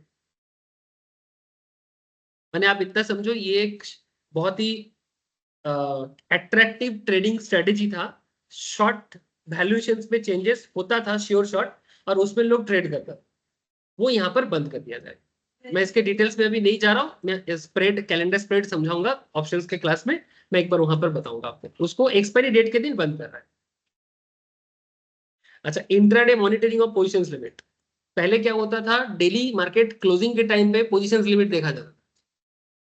डेली मार्केट क्लोज होगा उस टाइम पे किसका क्या ओपन पोजीशन है, जिसको हम लोग ओपन इंटरेस्ट बोलते थे, या फिर कौन कौन सा कितना लोग कॉल लेके बैठा है, कौन सा लोग पुट लेके बैठा है, इसका पोजीशन डेली मार्केट क्लोजिंग में चेक किया जाता था। अभी बोल रहे हैं कि डेली मार्केट ऑन रहने के हालत में भी कोई पोजीशंस को मॉनिटरिंग किया जाएगा। सेबी करेगा विथ बीएसई एनएसई, माने एक्सचेंज करेगा, तो उसका क्या? ये आपके साथ कुछ नहीं। हाँ, वो बैकग्राउंड में है, या इससे आपका लेना देना है। ये एक्चुअली ब्रोकरेज फर्म का जो कॉन्सेप्ट है, और उनके सुविधा के लिए मैं समझा रहा हूँ। SEBI has instructed stock exchange to monitor existing positions. Stock exchange माने कौन? BSE, NSE. Limits for equity index derivative, as there is a risk of positions being created beyond permissible limit. माने हर किसी को एक पोजीशंस का limit दे देते कि भाई तुम मैक्सिमम इतना पोजीशन ले सकते हो। पहले ब्रोकिंग फर्म क्या करता था, अपने ब्रोकरेज जनरेट करने के लिए किसी को कितना भी पोजीशंस लेने के लिए मौका दे देता। अब सेबी कुछ रूल बना रहा है जो एक्सचेंज को वो इन्फॉर्म करेगा कि कितना पोजीशंस कोई ले सकता है। तो अगर वो लिमिट क्रॉस करेगा तो इसलिए दिन में कम से कम 4 पोजीशन स्नैपशॉट लिया जाएगा। 4 माने नॉर्मल दिन के दौरान, मार्केट चलने टाइम पे। पहले मार्केट क्लोजिंग के बाद सेटलमेंट के टाइम पे ये लोग देखता था, अभी मार्केट चलते चलते पोजीशंस देखा जाएगा कि कोई भी बियॉन्ड लिमिट के बाहर पोजीशंस लेके बैठा ना रहे। 4 पोजीशंस ये लोग स्नैपशॉट लेगा, यानी ओवरऑल मार्केट का पोजीशंस का स्नैपशॉट सेबी कलेक्ट करेगा एक्सचेंज के थ्रू से। इससे ये देखा जाएगा कि मार्केट में कोई ऐसा तो नहीं है कि जो बियॉन्ड जितना उसका पावर है उससे ज्यादा लिमिट लेके बैठा है, पोजीशंस लेके बैठा है, ताकि मार्केट कोई मैनिपुलेट ना कर सके प्रॉपर्ली। ठीक है, पहले ये चीज दिन के एंड पे होता, अब वो दिन चलते चलते हो। ये तो आपको मैं बोल ही दिया। ये बड़ा बड़ा लोगों के लिए, ये हम लोगों के लिए इतना इम्पैक्टफुल नहीं है। कॉन्ट्रैक्ट साइज फॉर ये सर 2 लाख का ठीक है, আমরা কিন্তু স্যার নিফটিতে যখন ট্রেড নিলাম, যখন কল ট্রেড নিলাম বা পুট ট্রেড নিলাম, তখন ওই অ্যামাউন্টটা ধর 25 থেকে 3000 টাকার মধ্যেই হলো। হ্যাঁ, ওইটা বেড়ে যাবে। যদি ওটার অনুযায়ী ধরুন 5 লাখ টাকা, এটা কত 5 লাখ টাকা হবে। 5 লাখ থেকে 10 লাখ টাকা বেস আছে, ওটা আমাদের কারেন্ট রেট নিতে গেলে অপশনসের ক্ষেত্রে ঠিক আছে 2500, 3000, 4000 টাকায় হয়ে যাচ্ছিল, এটা বেড়ে গিয়ে 7000, 8000 টাকায় চলে যাবে। তখন ওটাই 6000। ওটা তো হচ্ছেই, এবার ওটাই এখানে বলেছে। এই দেখো, विथ इफेक्ट फ्रॉम नवंबर 20। अच्छा, ये जो पूरा घटना घटने वाला है, ये जो पूरा घटना घटने वाला है कब से होगा? 20 नवंबर 2024 से। ठीक है, SEBI has increase the minimum contract size of index future and options from 5 से 10 lakh to 15 lakh at the time of its introduction in market. मैंने जिस टाइम पे कॉन्ट्रैक्ट मार्केट में आएगा उस दिन का बात कर। हेलो, मतलब 4 बार से ज्यादा ट्रेड नहीं ले सकते हैं क्या फ्यूचर ऑप्शन में?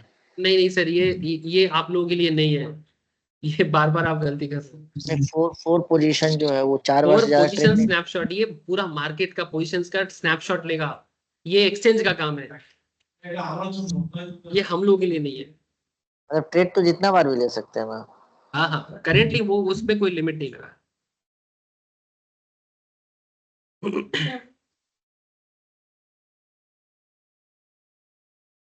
हाँ हाँ नेक्स्ट ईयर इसका कॉन्ट्रैक्ट साइज बोल रहे हैं क्या? हाँ,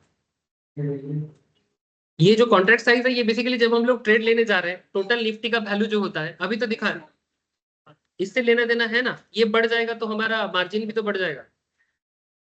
कॉन्ट्रैक्ट साइज बढ़ेगा तो ऑटोमेटिकली परसेंटेज ऑफ जो मार्जिन है वो भी तो बढ़ेगा, अप्रोक्स वैल्यूएशन बढ़ 75 जाएगा। का हो जाएगा, ठीक है 75 का हो जाएगा अप्रोक्स जा रहा।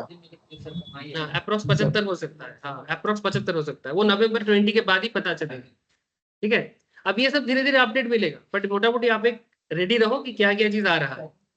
एक another vital point 5 number point देखो sir, limiting weekly index expiry to 1 पर एक्सचेंज, ये बहुत वाइटल एक पॉइंट है।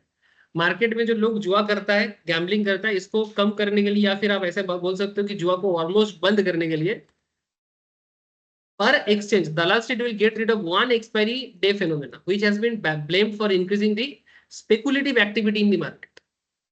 जो लोग बिना सीख के मार्केट में सिर्फ तुक्काबाजी करता है।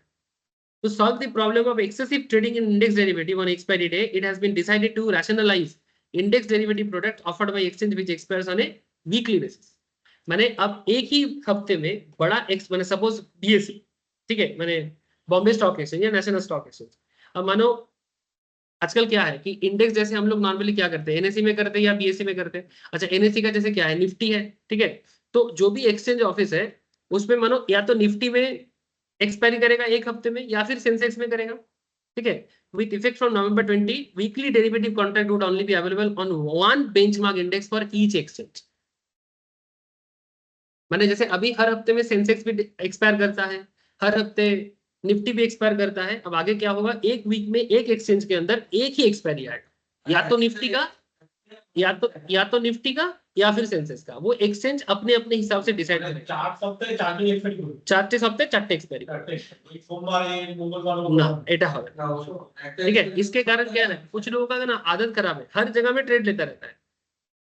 ठीक है, तो उस चीज को कम करना है। তাহলে স্যার মাসে নিয়ে একটাই এক্সপেক্ট মানে একদিনে ট্রেন নিলে এক মাসটাই না तो सर उससे ना इतना ज्यादा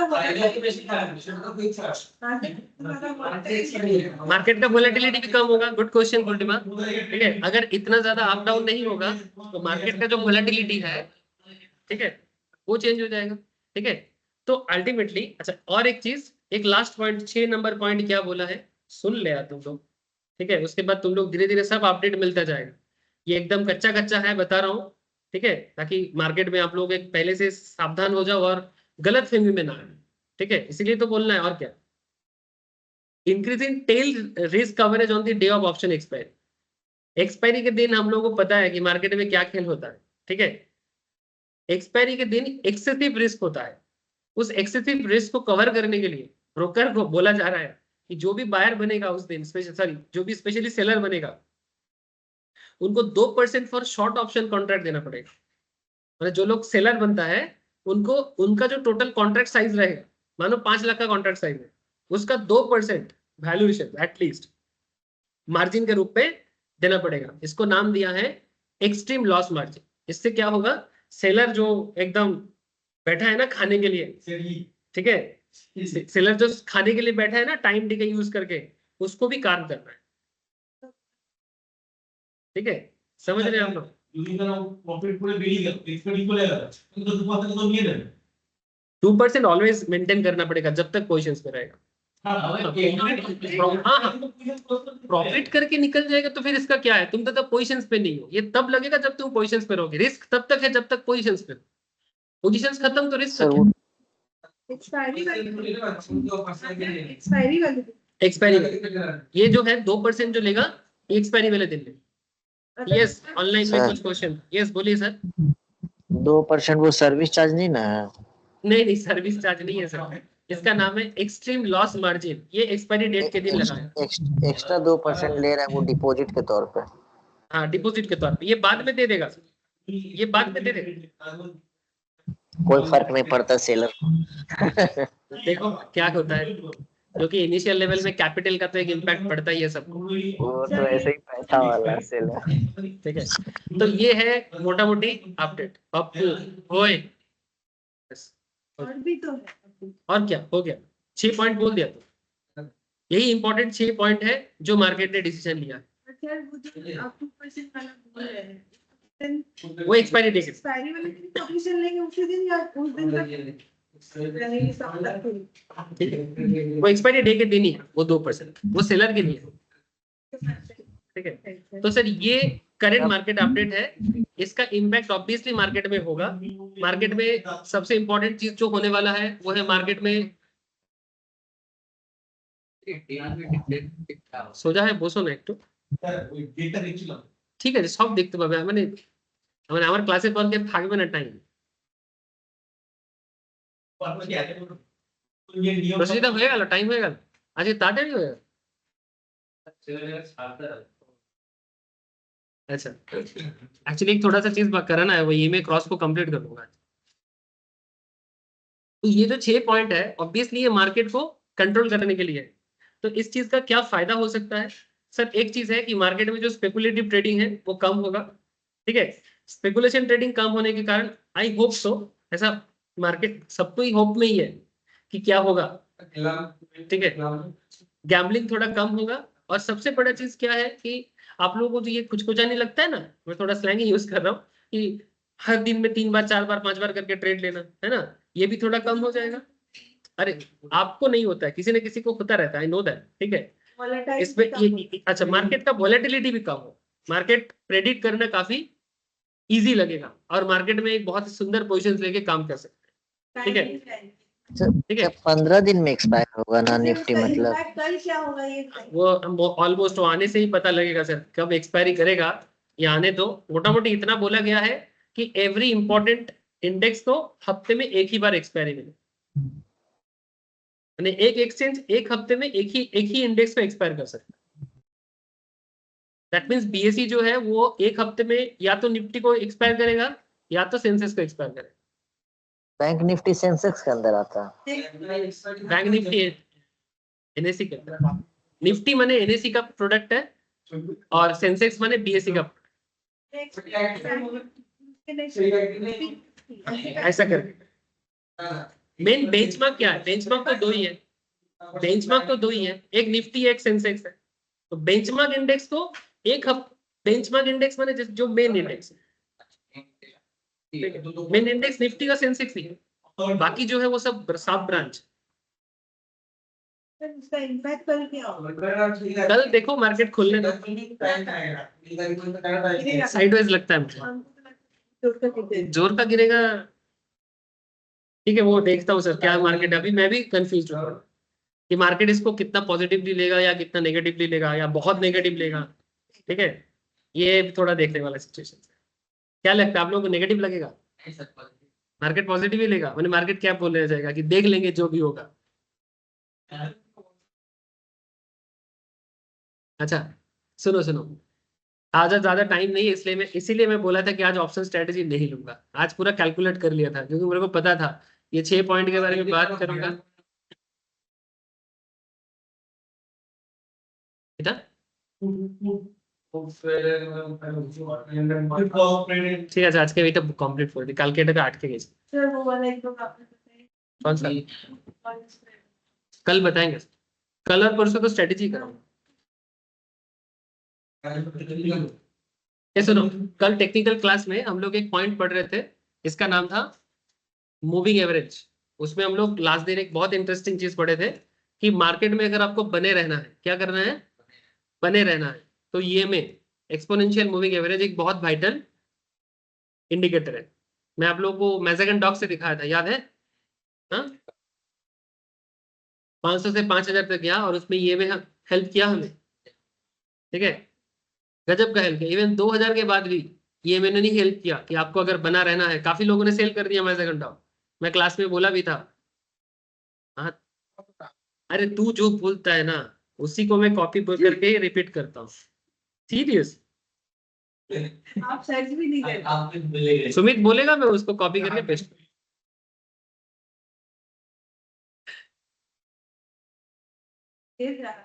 हाँ वही कल की क्लास में ही समझा रहा था सर, ये मैं यूज करके ही दिखा रहा था कि कब तक आप शेयर में बने रह सकते हो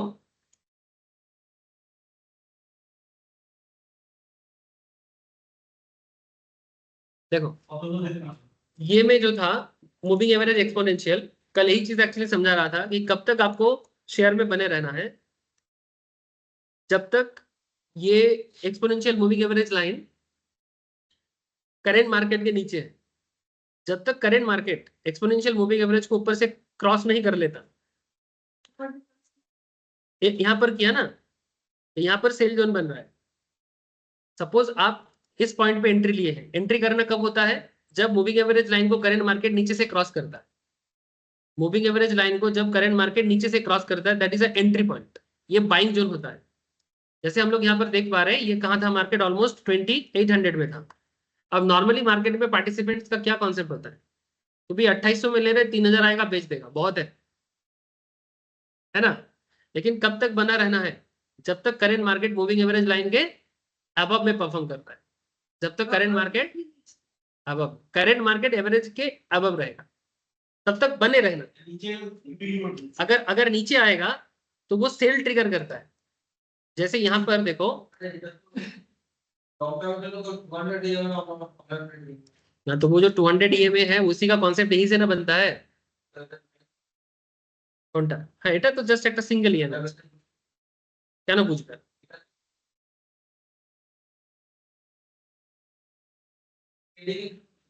ঠিক আছে, সব জায়গাতে ইউজ করা যায়। আমি তো এখানে আমি এটা আওয়ারলি চার্টে দেখছি, এবারে এটার আগে ফার্দার ইম্প্রোভাইজেশন দেখাচ্ছি। আগে বেসিক্সটা তো বুঝুক ইএমএ কি।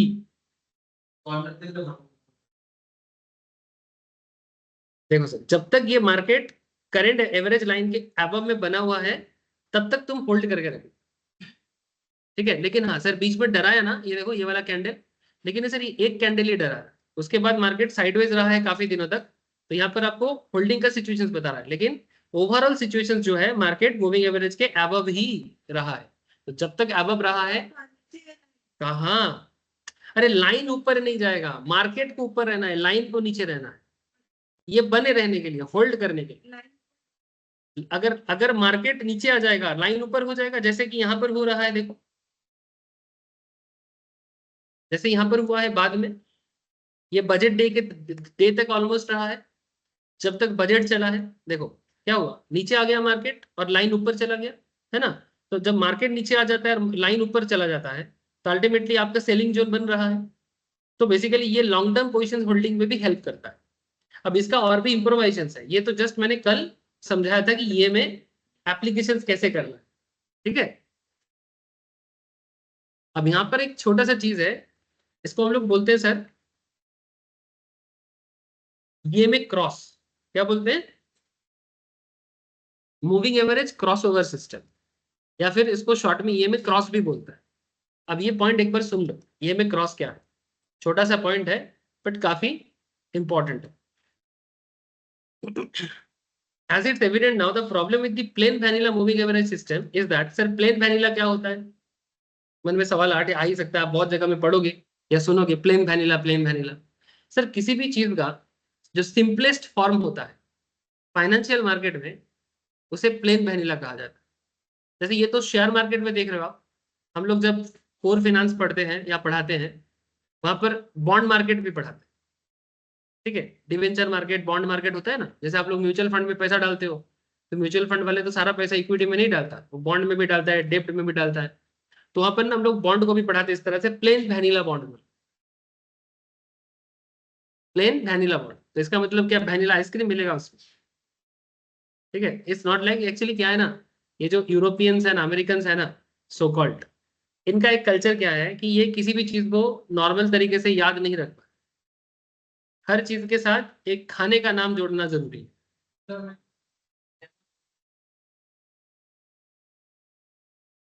हाँ, ये यूरोपियंस का कॉन्सेप्ट है, हमारा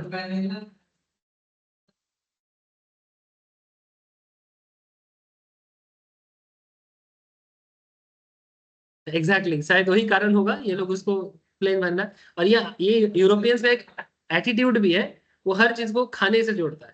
जैसे आपको एक छोटा सा एग्जांपल देने से आप समझ सकते हो कि जितना भी फ्रूट्स हम लोग देखते हैं हमारे सोसाइटी में, मार्केट में, वहां पर देखना हर चीज का हम लोग अलग अलग नाम से जानते हैं, लेकिन ये इंग्लिश वाले हर फ्रूट्स को एप्पल से ही जोड़ता है। एप्पल भी एप्पल है, पाइनएप्पल भी एप्पल है, बेल को हम लोग बेल बोलते हैं, उसको वो लोग वुड एप्पल बोलते हैं, है ना। आता होता है ना, आता, हाँ, जिसको सीताफल भी बोलते हैं, उसको वो लोग बोलते हैं क्या बोलते हैं उसको, अरे इट्स लाइक तुम लोग घर पे बनाते हो ना खाने के लिए, हाँ, कस्टर्ड एप्पल, ठीक है, ठीक है। अच्छा, फिर हम लोग के यहाँ पर जामरुल मिलता है व्हाइट कलर का, हाँ, उसको बोलते हैं वॉक्स एप्पल, माने तो वेरी फनी ना, कोई साइंटिफिक है कि नहीं आई डोंट नो, मैंने, ठीक है, हर चीज में एप्पल मिलता है। ये चीज मैं देखा इन लोगों का स्टाइल, ठीक है, कि हर चीज एप्पल से ही जुड़ता है। हम लोग तो हर चीज का अलग नाम देते हैं एरिया वाइज, इनका नहीं है, इनका हर चीज एप्पल ही एप्पल। चलो छोड़ो। अरे बाकी जो बात अभी ये ने कहा, प्रिंस ने कहा, बहुत ही अच्छा पॉइंट किया, मेरे को नहीं पता था ये चीज कि वैनिला, वैनिला एक सिंपलेस्ट फॉर्म ऑफ ये होता है, उसको जिसके अंदर जो डालो उसी का फ्लेवर आ जाता है। ये आपको भी पता है, ये आप तो मैन्युफैक्चरर है, तो मैन्युफैक्चरर है, ठीक है। अच्छा, तो प्लेन वैनिला ये फाइनेंस में भी ये लोग यूज करते हैं, किसी भी चीज का सिंपलेस्ट फॉर्म, जैसे हम लोग यहाँ पर एसए में या ईएमए का लाइन देखे सिंपल फॉर्म, सिंपलेस्ट फॉर्म में, तो उसको बोलते हैं plain vanilla moving average system. Is that it generates for too many trading signals. इसमें क्या है कि यहाँ पर आपको बहुत सारा सिग्नल मिल रहा है, मतलब सिग्नल वाले आपको लग रहा है कि भाई यहाँ बाई करना चाहिए, यहाँ पर बाई करना चाहिए, बट वो ज्यादा कुछ किया नहीं, कि आपको लगा यहाँ पर बाई करना चाहिए, बट वो भी ज्यादा कुछ किया नहीं। Too many signals, too many signals, मैंने आप बार बार सोचोगे होगा, पर अल्टीमेटली नहीं होता प्रॉपरली, जो बात मैं कल आप लोगों से बोल रहा था। तो ये जो, इवन कल मैं ये भी बोला जब इस चीज को पढ़ा रहा था कि सर क्योंकि बहुत सिग्नल देता है, ट्राई करते रहो, एक बड़ा सा मिलेगा उसमें खेल हो जाए। सिंपल फॉर्म में किसी भी चीज को समझना है या इसको यूज करना है तो ऐसे ही होता है, लेकिन अगर सिंपल सिंपल फॉर्म को थोड़ा सा इम्प्रोवाइज किया जाए तो हमें थोड़ा बेहतर पोजीशंस मिलता है और बेहतर तरीका मिलता है।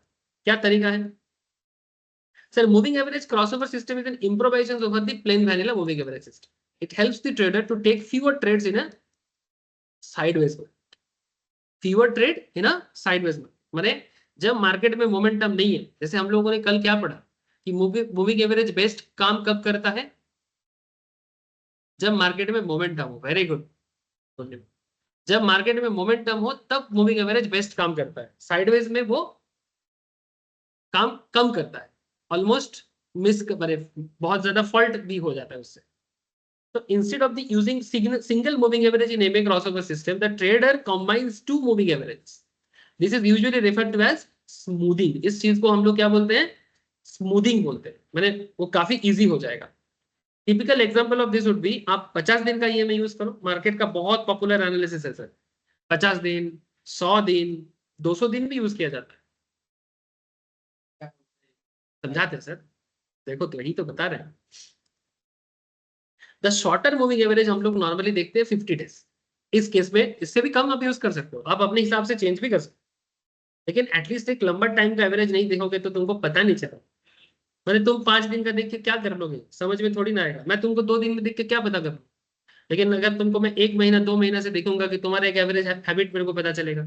तुम भी मेरे को 2-3 महीने से देखोगे तो मेरा भी एवरेज हैबिट का पता चलेगा, है ना। 2-3 दिन में लोग किसको कैसे समझ सकता है? कुछ लोग होते हैं बहुत जल्दी जजमेंटल हो जाता है, ठीक है। हेलो, हाँ बोलो सर। ऑप्शन में तो 50 दिन का यूज नहीं ना कर सकते हैं निफ्टी का ऑप्शन में। ऑप्शंस में तो नहीं होता है सर, ऑप्शंस में उससे कम करना पड़ेगा। लेकिन एक्चुअली ऑप्शंस में एक चीज देखो, रजत जी पूछ रहा है, ऑप्शन में तो 50 दिन का यूज नहीं कर सकते क्योंकि 50 दिन का तो ऑप्शंस होता ही नहीं है। लेकिन यहाँ पर एक पॉइंट है सर कि ऑप्शंस जो है, अगर तुमको ऑप्शंस में ट्रेड लेने के टाइम पे आप बहुत सीधा सोच रहे हो, आप थोड़ा सा यहाँ पर थोड़ा सा सोचो चीज को। ऑप्शंस अपने आप में तो कुछ नहीं है, अंडरलाइन के कारण ऑप्शंस है। अगर तुम रिलायंस पे ट्रेड लेना चाहते हो तो तुम रिलायंस का मोमेंटम देख के ही ना रिलायंस के ऑप्शंस पे ट्रेड लोगे। तो तुमको अगर मूविंग एवरेज चेक करना है तो तुम पहले रिलायंस का ऑप्शंस का करोगे कि रिलायंस का करोगे? तुम रिलायंस का ऑप्शंस पे बाद में जाना सर। तुम्हें क्या चाहिए? ऑप्शन ट्रेडिंग करने के लिए एक बेसिक फंडा होता है, मार्केट उस पर्टिकुलर डे में बुलिश रहेगा या बेयरिश रहेगा, that's a very simple thing, या फिर साइडवेज रहेगा। तो उस 3 चीज को जानने के लिए तुम्हें तो पहले ये समझना पड़ेगा कि अंडरलाइन जो है मैंने जो मेन एसेट है उसका क्या मोमेंटम।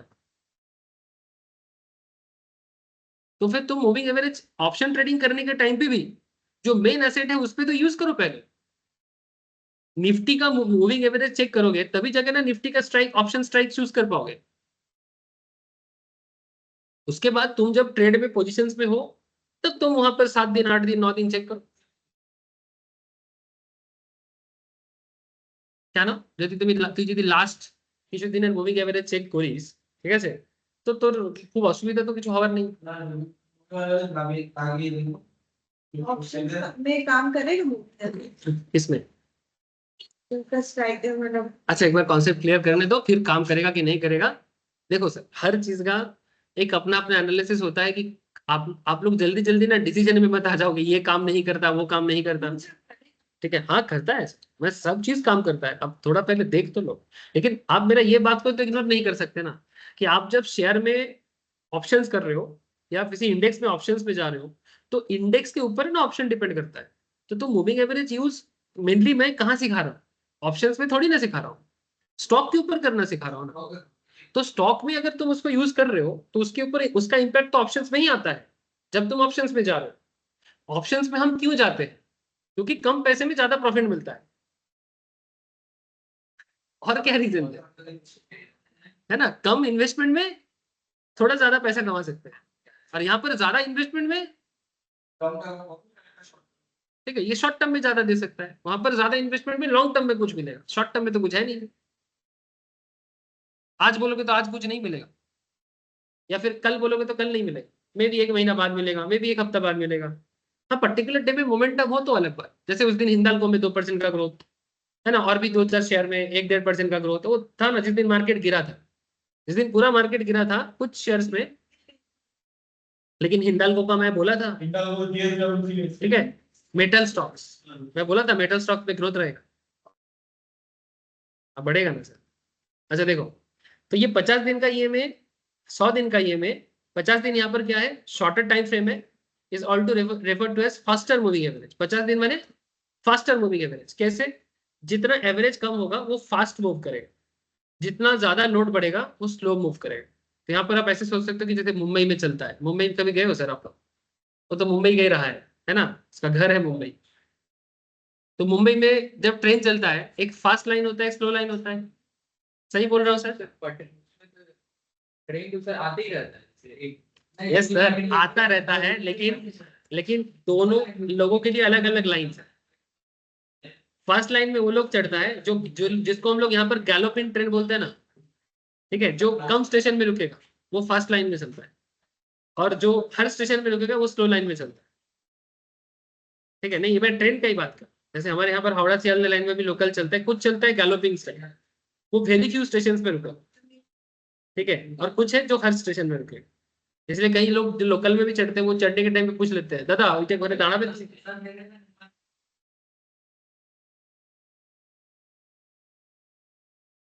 ठीक है।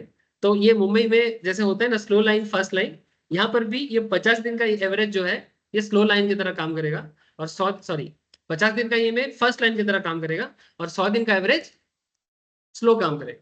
कैसे कॉन्सेप्ट क्लियर करो सर।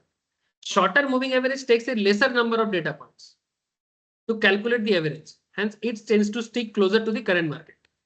जो जितना कम एवरेज प्राइस यूज कर रहा है वो करंट मार्केट के क्लोज रहेगा क्योंकि करंट प्राइस जहां है तुम अगर किसी भी चीज को 50 दिन के एवरेज से काउंट करो और उसी चीज को तुम 100 दिन के एवरेज से काउंट करो तो 100 का एवरेज पीछे रहेगा 50 का एवरेज थोड़ा सामने रहेगा। ये तो होता ही है ना। एक क्लास में अभी मानो यहाँ पर 7-8 जन है ठीक है अगर 7 की जगह 70 होता तो 70 का एवरेज जो होता 7 का एवरेज क्या नॉर्मली सेम तो नहीं होगा। एक क्लास का हाइट निकालने बोला जा रहा है 70 लोगों का हाइट कैलकुलेट करने से देखोगे कि एवरेज हाइट कम ही हो जाएगा लेकिन अगर 7 जन का एवरेज किया जाए तो शायद एवरेज हाइट ज्यादा ही निकलेगा है ना। जैसे हमारे देश का पॉपुलेशन 140 करोड़ की आबादी है।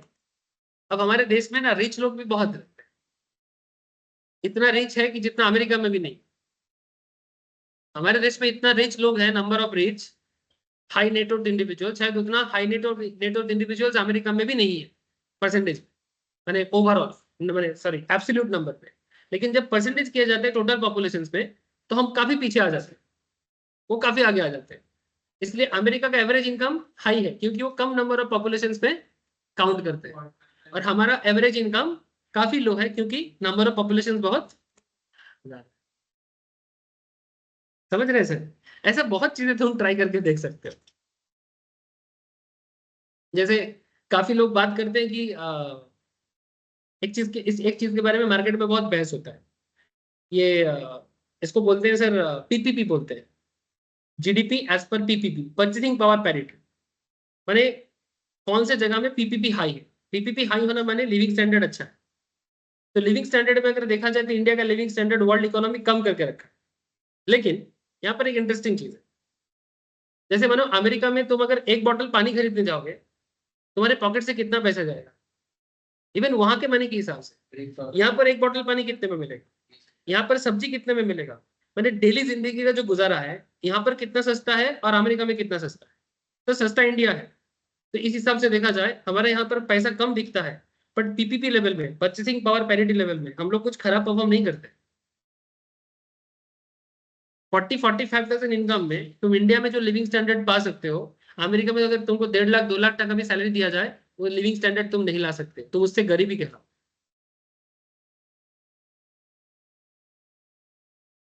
तो ऑलवेज पैसे से हर चीज नहीं तोला जा सकता, रियल लेवल में भी कुछ प्रैक्टिकलिटी है, वो भी चेक करना पड़ता है। चलो ऐसा डिफरेंट डिबेट है सर, वो तो बृष्टि वाले किच्छु कारण तो बोलना वाले को तो देखे पाओ। अच्छा यहाँ पर एक बैंक बड़ौदा का चार्ट है, two moving average stack up when loaded on a chart. देखो ये जो एक्सपोनेंशियल मूविंग एवरेज है सर, ये पिंक लाइन में एक है और एक ब्लैक लाइन में, दोनों ही ये में, बट एक 100 दिन में बना है और एक 50 दिन में बना है। ये जो ब्लैक है वो 50 डे का है और जो पिंक है ये 100 डे का है। Current market price bank of Baroda का बता रहा है 879.45। तो 50 दिन का ये में अगर देखो तो ये करेंट प्राइस के बहुत नजदीक में है, और जो पिंक लाइन में है जो 100 दिन में बना है ये थोड़ा सा पीछे है एवरेज पॉइंट। अब इससे हमें क्या करना है सर? सर ये सब तो देख लिए, करना क्या है? कुछ नहीं, सिंपल सा चीज है। बाकी ये में क्या है ये तो कल से पता है हम लोग, आज तो बस देख रहे हैं कि ये में क्रॉस क्या होता है। As you can see, the black 50-day EMA line is a closer to the current market and 100 days EMA comparatively थोड़ा पीछे है, मैंने react slower. So trader have modified the plain vanilla EMA system with a crossover system to smoothen out the entry and exit point. कब entry करना चाहिए और कब exit करना चाहिए? जब आप एक साथ मूविंग एवरेज क्रॉसओवर यूज करोगे। आपका एंट्री पॉइंट बेसिकली होना चाहिए, बाई करो या फ्रेश लॉन्ग पोजीशंस पे आओ when the short term moving average turns greater than the long term moving average. Stay in the trade as long as this condition is satisfied. आप लोग पूछते रहते हो ना सर कब तक रहे, इसके पीछे जवाब है सर, अगर short term moving average long term moving average से हायर पोजीशंस पे हो, जैसे कि यहां पर है सर, जो लोग बैंक ऑफ बड़ौदा में मानो कि इस पॉइंट पे एंट्री लिया है उनके मन में क्वेश्चन है कि बने रहे कि ना रहे, है ना। अब वो मूविंग एवरेज लाइन से क्या ये डिसीजन ले सकता है कि बने रहे कि ना रहे? बिल्कुल ले सकता है। मार्केट जब 1000 में चला गया था तब उसको कुछ लोग शायद एग्जिट कर सकता है, लेकिन कुछ लोगों को ऐसे भी लग सकता है ना और फर्दर जाएगा, लेकिन कुछ इकोनॉमिक सिचुएशंस, कुछ मार्केट करेक्शंस मार्केट को नीचे लेकर दिया। अब वो सोच रहे हैं कि कब तक बने रहे। सर जब तक 50 डे का ईएमए लाइन 100 दिन के ईएमए लाइन से, ये 50 का है ये 100 का है, जब तक ये कंडीशन फुलफिल होते रहे तब तक आप बने रह सकते हो, आप तभी भी प्रॉफिट में रहो।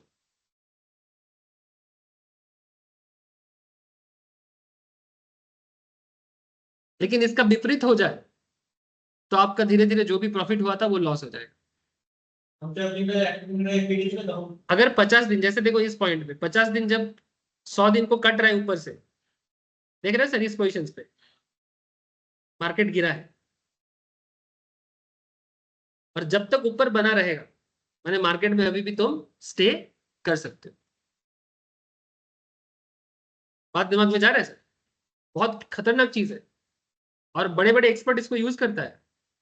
ये जो हम भी सुबह सुबह कभी कभी मार्केट के बारे में रोज बोलते रहते हैं ना, हम भी चेक करते रहते हैं। आप लोग पूछते रहते हो सर क्या करें, होल्ड करें कि ना करें। जब भी मेरे को थोड़ा बहुत भी टाइम मिलता है मैं थोड़ा एनालिसिस करके ही बोलता हूँ, ठीक है। और मैं क्यों, मार्केट में जो भी बड़े बड़े ऐसे एक्सपर्ट बैठा है ना, और भी एक्सपर्ट है, अभी हर कोई आ नहीं पाता, ठीक है, तो सब ऐसे ही चेक करके जरूर बोलता हूँ। तो sir when the short term moving average turns greater than the long term moving average, stay in the trade as long this condition is satisfied. Rule 2, exit the long positions when the short term moving average turns lesser than the longer term moving average. बड़ी simple बात है। हमारे case में काला line, अच्छा ये line काला होगा कि पिंक होगा ये आप चूज कर लेना। आपके वहां पर मैंने जो ट्रेडिंग प्लेटफॉर्म होता है वहां पर दिखाता है। मैं अगर आपको पता नहीं चलेगा मैं नेक्स्ट दिन दिखा दूंगा। ऐसे आपके जो ट्रेडिंग प्लेटफॉर्म है, trading trading view, IQ chart, वो सभी में ना दिखाते रहते हैं, ठीक है। अब इसको देखो, यहाँ पर BPCL में एक अनदर दिया है,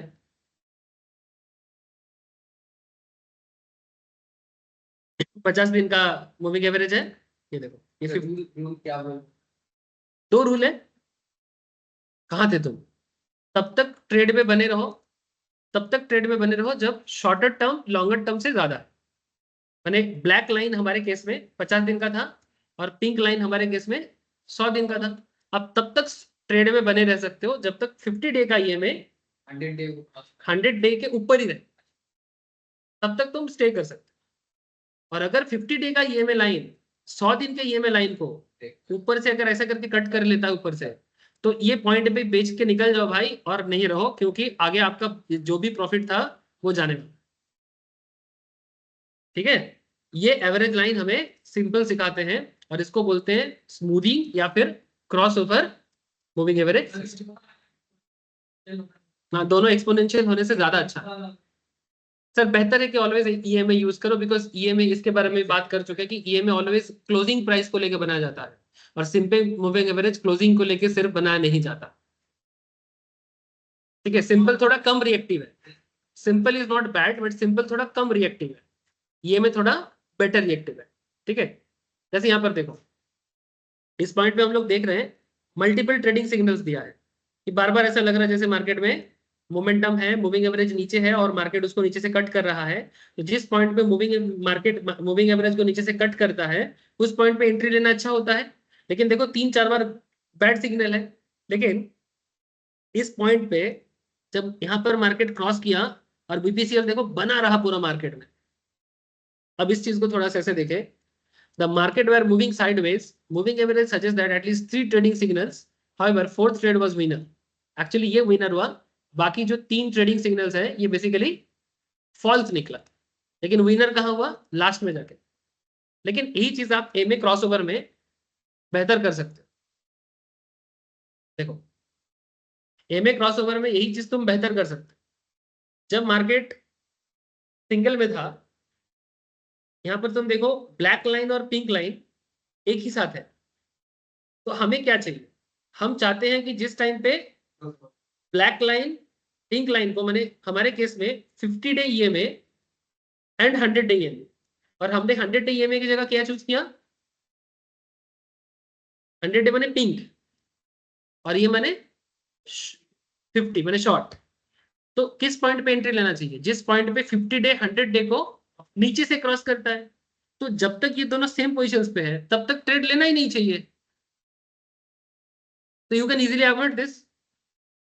तो जो पहले जो 3-4 बार फॉल्स ट्रेड ले रहे थे वो नहीं करना है, तो ट्रेड उस टाइम पे करना बेहतर होगा। हाँ, उतना कॉन्फिडेंस बढ़ेगा। अगर ब्लैक लाइन पिंक लाइन को क्रॉस करके ऊपर की तरफ ही जा रहा है, किसी भी मिनट में तुम यूज कर सकते हो सर। ये तुम डिपेंड करता है, ये तुम डे में देखो, मिनट में देखो, आवर में देखो, आप देख लो आप कैसे ट्रेडर हो उसके हिसाब से यूज करना। अच्छा, कब तक बने रहना है ट्रेड में? जब तक ये 50 दिन का लाइन पिंक लाइन से ऊपर बना रहे तब तक आप बने रह सकते हो। बाकी देखो कैंडल वगैरह एक साथ देखो, ये हम लोग इंडिकेटर पढ़ रहे हैं। इंडिकेटर हमें एक पर्टिकुलर चीज बताते हैं, साथ में मार्केट इंडिकेशंस में और भी चीजें हैं। जब सारा पॉइंट कवर होगा मैं आपको 6 से 7-8 चेकलिस्ट बताऊंगा उस चेकलिस्ट को एक साथ दिमाग में लगाना है, तब जाके बेहतर आइडिया होगा। लेकिन फिलहाल इसको अप्लाई करना सीखो, मार्केट में इसको ऑब्जर्व करना सीखो। सर बोलो सर।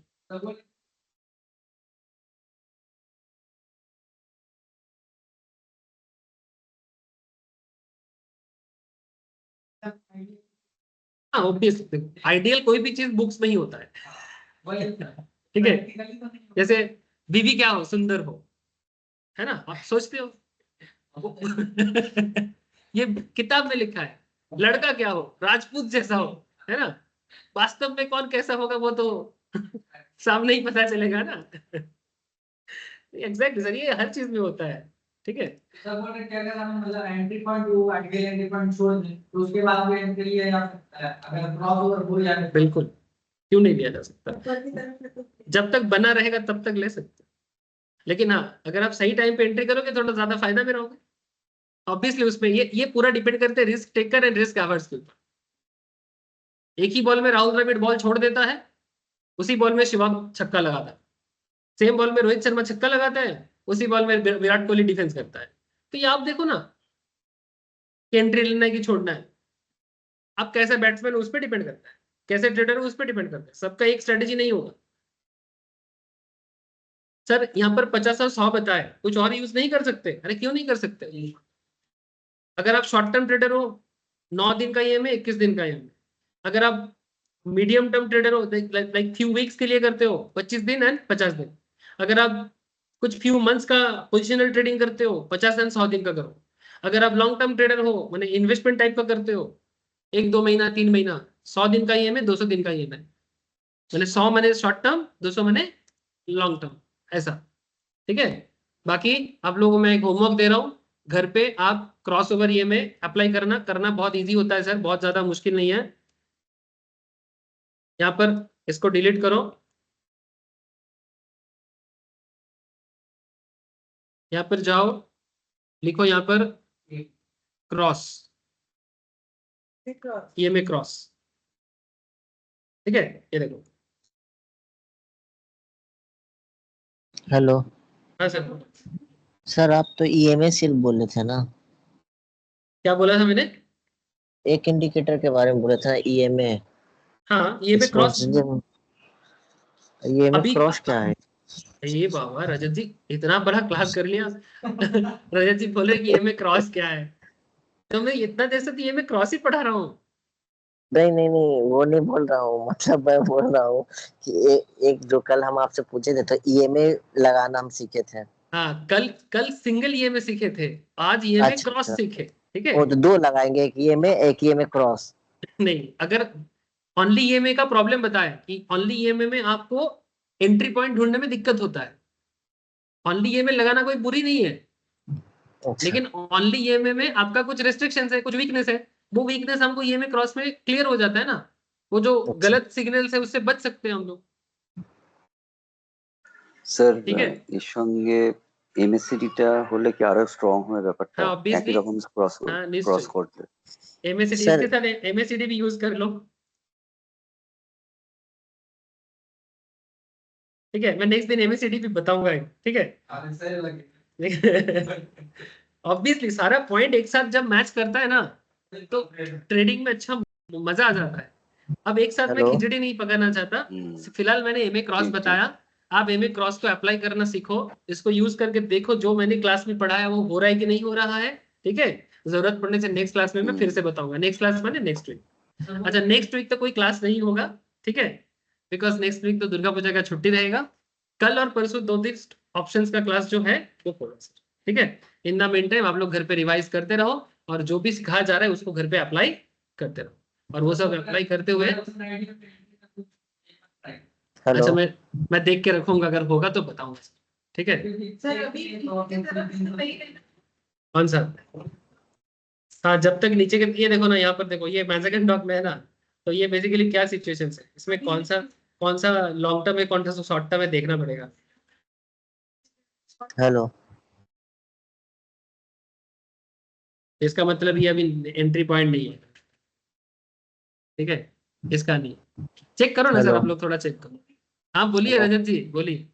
सर EMA अगर 100 दिन का लगाते हैं तो EMA क्रॉस 200 डे का लगाएंगे।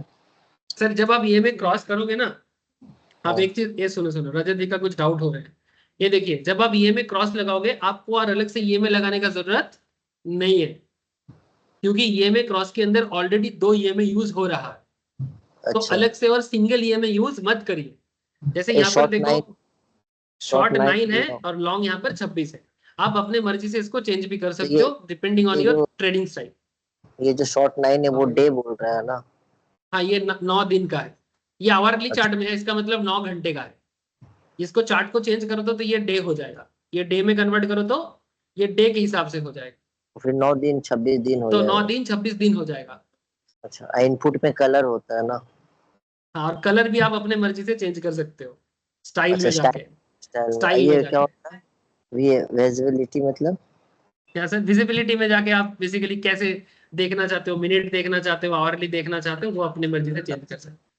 अच्छा ठीक अच्छा है, ये सब चीज आप लोग थोड़ा टाइम दो, आपको मतलब चल जाएगा। बेसिकली मेरा काम है मतलब समझाना, यूज करना सिखाना, ये आप सीखो सर। ठीक है, ओके। तो मूविंग एवरेज का जो बेसिक स्ट्रक्चर था वो हो गया।